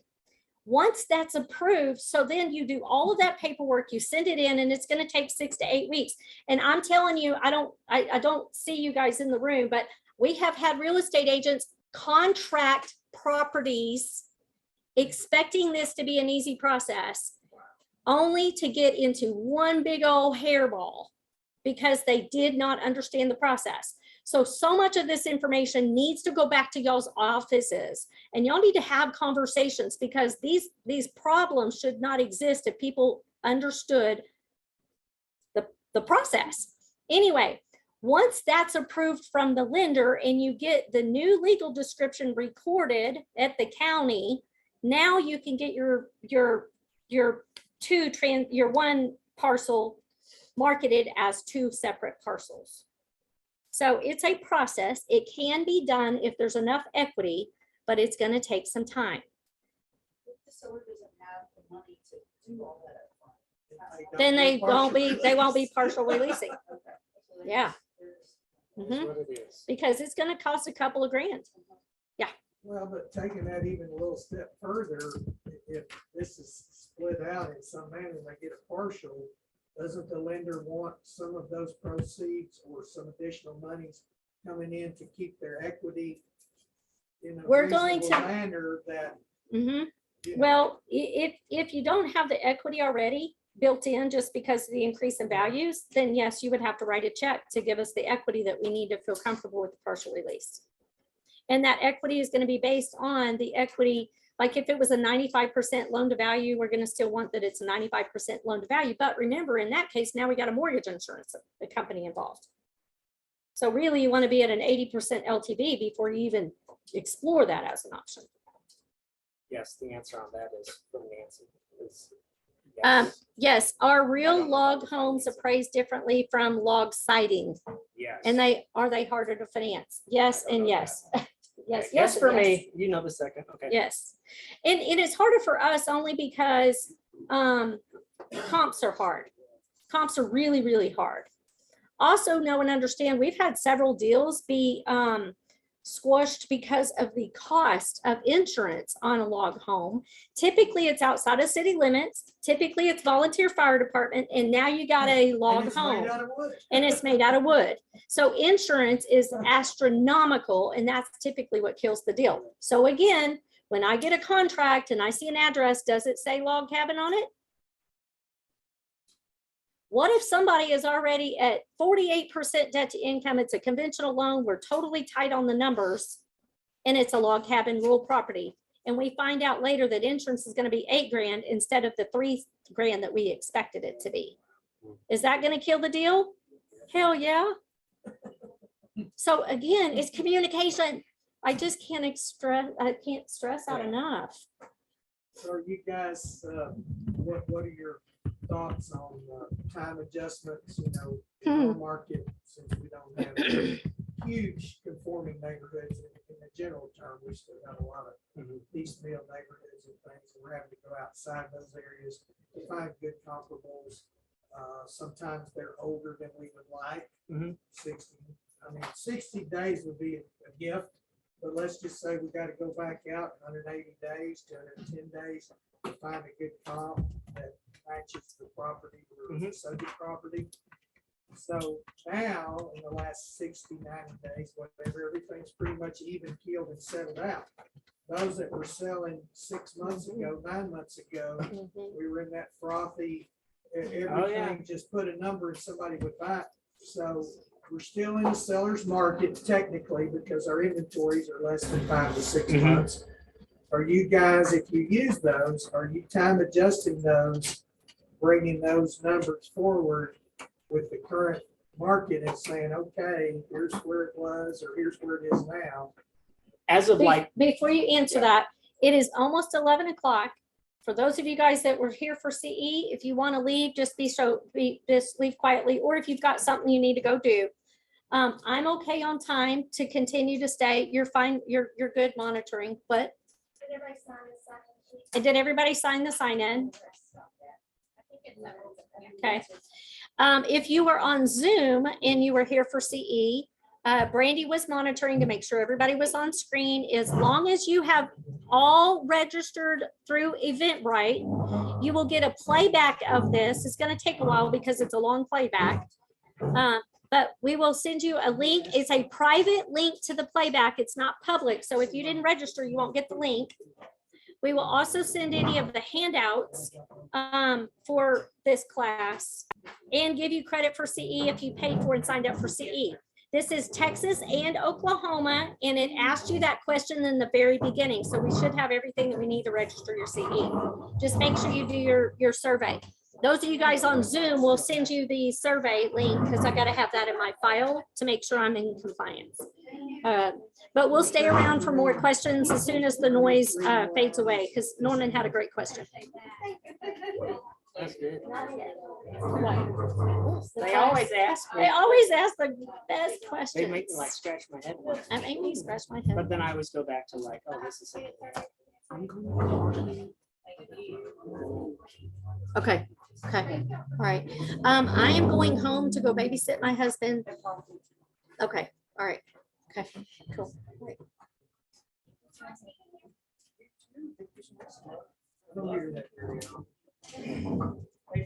This, I want to thank you guys for coming too. You guys, this is. Yeah, thank you so much. Like, I this love is these. ex- I literally do. absolutely. Is there any food or You guys beverage do. involved, or You this have is the just tough part of the coffee job. or- Definitely do. What part? Really, All the stuff they deal with. Oh my God. Huh? See, because technically you're- Do what? Or do I? No, it'll go both. I'm not charging double right now for those. It's too complicated. I'm not going anywhere for a while. I want to talk to you, and I didn't want to hug you in front of everybody else because they get jealous. Oh, I know. Yeah, I got a couple of things for you. You're so sweet. There you go. Honestly, I probably will do this back, hold on to it later, just so don't just break my. Hey. If I got one, I'll drink it every Oh, morning. you do? Yeah. in I fact, thought you broke coffee the one you were stain. drinking out of. No, I said just in case I do. Candle. Oh, that's so sweet. Thank you. Yeah, Let me get I'm that. excited for tomorrow. What's the point on these? So they won't be Yeah. jealous. I know, that you're the only one of it.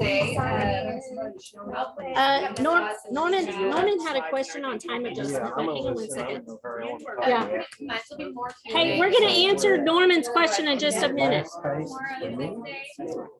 They're all being loud. It's like a bunch of kindergartners going to lunch. We'll kind of go through the slides, talk about a little bit, what y'all did. Oh, Jason's got Jason, you ran out of questions. Jason, if you have any follow-up questions, you'll get an email. You'll get an email from me, and so you can just shoot any of those questions over to me. If I don't know the answer, I know where to go. I may have to go multiple places for your answers, but I'll get it for you. Yes. I think he's already off. Oh, no, Jason's still there. No, you can have that copy. It's a fabulous book. Are you new in real estate? Brand new. Let me I give you work with a. Homes by Laney. Oh, I work with fabulous. Homes by Laney, actually. Yes. It's good for me too, because like as we're growing, I like. Okay, I'm gonna give you a couple of books. Are you a reader? I'm a reader. Okay, I cool. love books. I would read this first, then I would read this one next, Okay. and then here's a pre-license workbook, but really this works for you right now perfectly. Perfect. Okay, and then read that one. Okay. Okay. Email's still the same, right? I changed it to Carmen. Okay. You guys, let's answer Norman's question, please, before we finish. Because Norman had such a good question, and we have some people on Zoom hanging on for the answer. Hanging on. Time adjustments. Time adjustments. So repeat the question because Zoom didn't hear it. So so the question was, as a firm, are we still doing time adjustments? Just knowing that the last 60, 90 days, things have settled, or it wasn't as crazy hot where you just. Normalized. Yeah, normalized. And that's why I'm really saying, like, people, like conversations I have with underwriters that aren't from here, that out of state, is it a declining market? No, it's a stabilizing market. It's a stabilizing market. So it really depends on the comparable sales. Like we always, especially right now, we're trying to find like recent sales. Man, if it's 30 days, what is the most applicable that has sold? So I don't have to do a time adjustment, because finding something that's a recent sale is more defendable than finding an old sale that's a time adjustment. But maybe I don't have that option. And maybe the most comparable sale is something that sold 180 days ago. Man, my data has to be tight to be able to do a time adjustment. And then I might figure, hey, based on, it's above my head. We spend a ton of money on Titan Analytics where we go through the data and we have, because the thing is, when I put a time adjustment on something, that has to be bulletproof. I can't just say, oh, and I've seen it, I've reviewed appraisers work where it's like, I just put like a 10% based on what? You better have that data. So Our MLS has some. well, when I say like data that we have, like, I mean, we pay a ton of money. It's Titan Analytics through CoreLogic, where they are taking specific hundreds of, yeah. So I have to have all those charts. So if I were to do a home that maybe it was the house next door, and I know that if I don't put the house next door that sold 180 days ago, I'm gonna look like a bonehead. Like you missed the house next door. Now that's 10 months. So Next door. exactly. Next door, 10 months. So it better be, I don't even know if I would use as my primary comp, but I will definitely note it on the report just so I know what I'm talking about. But as far as the time adjustment, that has to be bulletproof. Yeah, That's, I mean, that's good. that's a real good question. MLS, gives us a year look back, or at least what I've been able to Yeah. find through, what's it called, not market trends, well, maybe that is. Yeah. There's a tab there anyway, and it says. We use from- it, that's good from, information too. From April to April or March to March, here's what this property has done, or, you key in the address, and it says, okay, it's a 12% increase. Yeah. From last year to this year, so it's a 1% a month deal.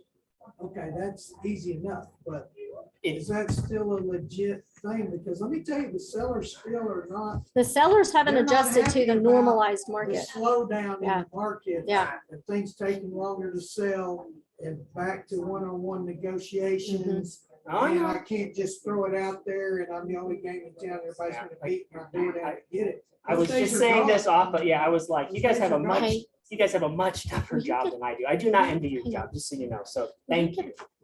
Picture of email from here. It all depends too on the data you're getting. So like one of the reasons, like when we spend those, I mean, it's thousands of dollars each month to have this data, is especially in the state of Texas. Like I can have a castle, I can have a log home, and I can have a manny, all side by side, just happily living together. When you take some of those data sets and they're just saying, hey, in here, and we're just, maybe there's no GLA, what is that data going in? I have to find, and some of the technology that we have is I can take a defined market area and say, what would be deemed comparable? Is it maybe age? Is it GLA? I can take that data and say, hey, based on this set of homes within these neighborhoods that are all deemed comparable, this is what that time adjustment is. So it's not taking into consideration the subsection here that's $1 million plus homes. It's not taking the consideration over here that are like condos. It really depends on Because they're on the what is that registration. data I'm putting into it. So time adjustments, man, I don't mess around with those. I make sure it is lock solid before I make any adjustment. Yeah, good question. Now, solar, let's touch on that real quick because that was one thing I was hoping to cover, but we had so many other good questions. On the solars, number one, you got to ask yourself, are the solars owned, Yep, leased, or rented? And again, I have a checklist. We have a checklist. It's on my website, michellecastle.info. Under Realtor Partner, I think there's a tab, and you can go in there and get all of these checklists. But there's a checklist for solar panels, and you need to ask these questions, and the appraiser is going to need to know this information. If the solar panels are not owned, they are not going to be given value. Yep. If the solar panels exist, the appraiser is also going to want to know, how are you taking these off if they are being removed, and how are you going to repair the holes that were put in the roof whenever these were put in? So that part matters too. And if they're owned, Yeah, what are you doing for owned solar panels? So like with our, Hey, you guys, so with our team, you have to know that data. Is it owned or leased? here, come closer And, because and they're that's like being loud. that is like a rookie mistake. Well, I mentioned, or here's the other thing. I mentioned solar panels. Well, now the underwriters are like, you opened up the can of worms. Now what? Are they owned? Are they leased? So to assume they're owned and you make an adjustment, they're leased, that's a rookie move. If they're owned, most underwriters are going to find another home that has, because there's a line on our sales grid that says, energy efficient items. That's where we're going to note that. And then it goes back to the data. Hey, is there a marketable difference? Is there, and you start going down Are you seeing And that it's a trending to a little higher? a little bit, resale because Yeah. of the savings on the monthly? a little Yeah, bit. and it It's really becoming more depends on common. too, if the house is totally self-sufficient or if it's just being solar assisted. Yeah, and There's too many that are totally self-sufficient. Nope, they're not. they're not. And Haven't that's gotten the, there And yet. that's a, I mean, people brag about, Yes. we've gotten our bills down to Yeah. $100 a month in the heat of the summer, that's great. but yeah, no, You're not totally off the grid, as we say. you're exactly You're not right. producing as much as you need. And, every now and then you'll hear some say, well, we selling it back and we're getting credit, we haven't paid electric bills. That's pretty. We're seeing things trending towards more solar panels. But as far as that data, like honestly, to be able to, if the solar panels are owned, I'm gonna find at least one sale that has solar panels on it because the underwriter's gonna want that. But as far as, this is just the data that we have access to, being able to monetize what that difference is still very hard to do. Because you can have somebody, you ask my wife, Of them to see that. you ask my wife, she'll see solar panels, she'll be, those are ugly as sin. How much is it gonna cost to rip that off? Yeah. You know, so it's that kind of idea. It's like, well, what's a house worth? What somebody's willing to pay, and then I take that data and can I extrapolate that and get a value? With the current cost of construction and talking specifically about pools, seeing the adjustments for those skewing a little bit higher than we've seen in the past as far as a percentage of. Because of the cost of pools now? Yeah. Yeah. So there's Yeah. been, there has Pools been, are Been of nuts. interest to you? Even Go COVID, ahead. during COVID though too, you saw there was an increase a in pools. huge Yeah. spike. Yeah. Yeah. A huge spike, and even value, like I mean, when you- not just to build, but for comparable sales, Yeah. like where it would be like, hey, before when we did match peers analysis, it's a Well- $30,000 adjustment. It might be $100,000 adjustment because people wanted pools so bad. So that Mhm. home with the pool, like maybe they were when you getting can't dollar get for one dollar. anymore, what I'm hearing, just small one, 40 to 50. Oh, You can't get them you're at 40 or joking? 50 anymore. 200. Yeah. That's what we had. For. Yeah. Yeah. Yeah. See ya. Bye, See you thank tomorrow. you. The, no, they're 60 or 70 now. It's Oh, I- not, Value are you giving? Well, I know it depends on the market. What we're seeing is that, and I saw this like with the kind of COVID, you know, where We're people, still talking swimming pools. there are like, where before it would be like just a fraction. And again, we go off the data and it might be 30% of your value, 40%. There were some sales during the COVID epidemic where it was like dollar for dollar, if not more, you were getting for that pool, because that's what the data was telling us. Hey, this home with the pool is identical to this home because they're the same builder, heck, even the same model. This one had a pool, and you could see like $100K swing on it. So, and then now the cost of them are just through the roof too. But now on the adjustment, would you say it's still spinning higher? Yeah. But Yeah. maybe not dollar for dollar. I'm looking at one now. that's Maybe got not dollar for a dollar. 3-year-old pool, it was over 60 grand back then. Back then, yeah. Or you might get, You know, You might How- get your how much money's was the- worth on that how one. much was the home? Or that you're gonna list it for? well, I don't know. I just was there yesterday and Okay. working on it, but I mean, this is a place that, you know, paid 240 back in 15 or 16. It's on the cap for just a hair over 450.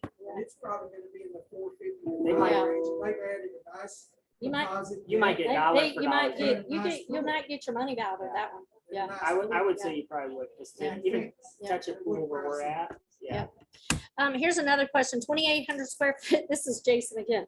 I'm Damn, telling you, I Jason. don't know how many weird Who is listings you got, Jason but White man, with you're the red rocking them. cap? Yeah. I'm gonna remember you. Yeah, Dang, yeah. you get the. Oh So my God. 2,800 square foot primary home on 3 acres with commercial grade 2,000 square foot greenhouse. That's gonna be a problem on the mortgage loan. Yeah, is it marijuana? Yeah, is it marijuana?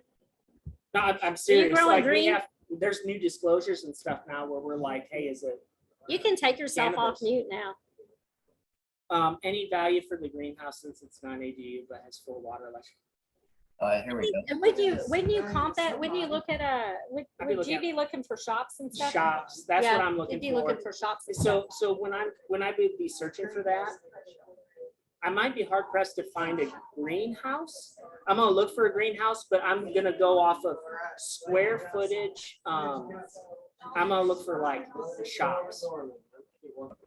Not granny pods. Yeah, I might do a little bit smaller shop. And the house has solar panels. Good Lord, you got it all stacked on there. Dang, man. I get the messy ones. It's all fun.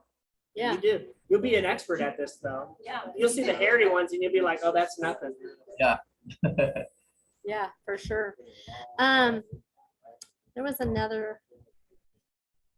Oh, they're doing orchids. I had a customer that did orchids as a business too.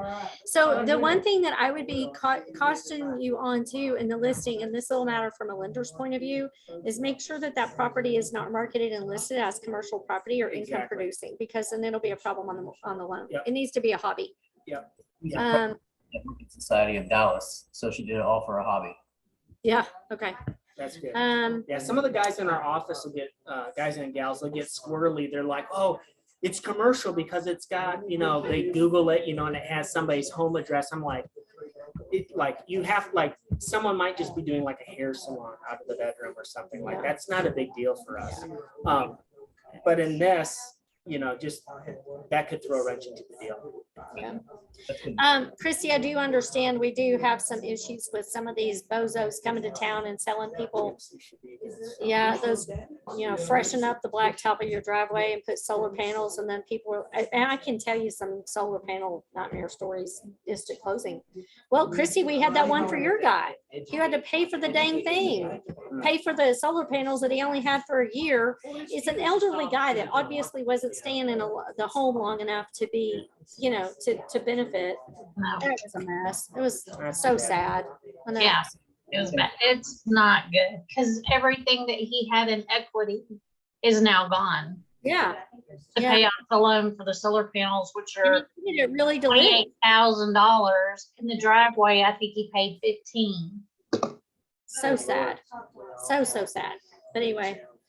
God, you guys had some incredible questions. I hope the quality of the call was good for you guys and you could hear the majority. Yeah, of thank the you all call. so much. Seriously, I So- cannot say enough. I do not envy your job. You guys, Oh, you me deal with neither. emotions and all that. So Yeah. thank you so much. And you keep our team employed. So keep doing what you're doing. Yep. Come to Fannin County, help us out. Come to where? Fannin County. County. He does appraise our stuff in Fannin County, so. I we do. I his work. do. They've been trying to keep me more in DFW, but there's business. I mean, I used to know, the whole team there at that Fannin Cat pretty well. So Yeah, Well, thank y'all for everything. This was absolutely. fantastic. Well, next week's class will be good too. It won't have Chris in it, so it won't. But still, hope you're coming. Yeah. See y'all. thank you, folks. See you. Have Bye. a great day.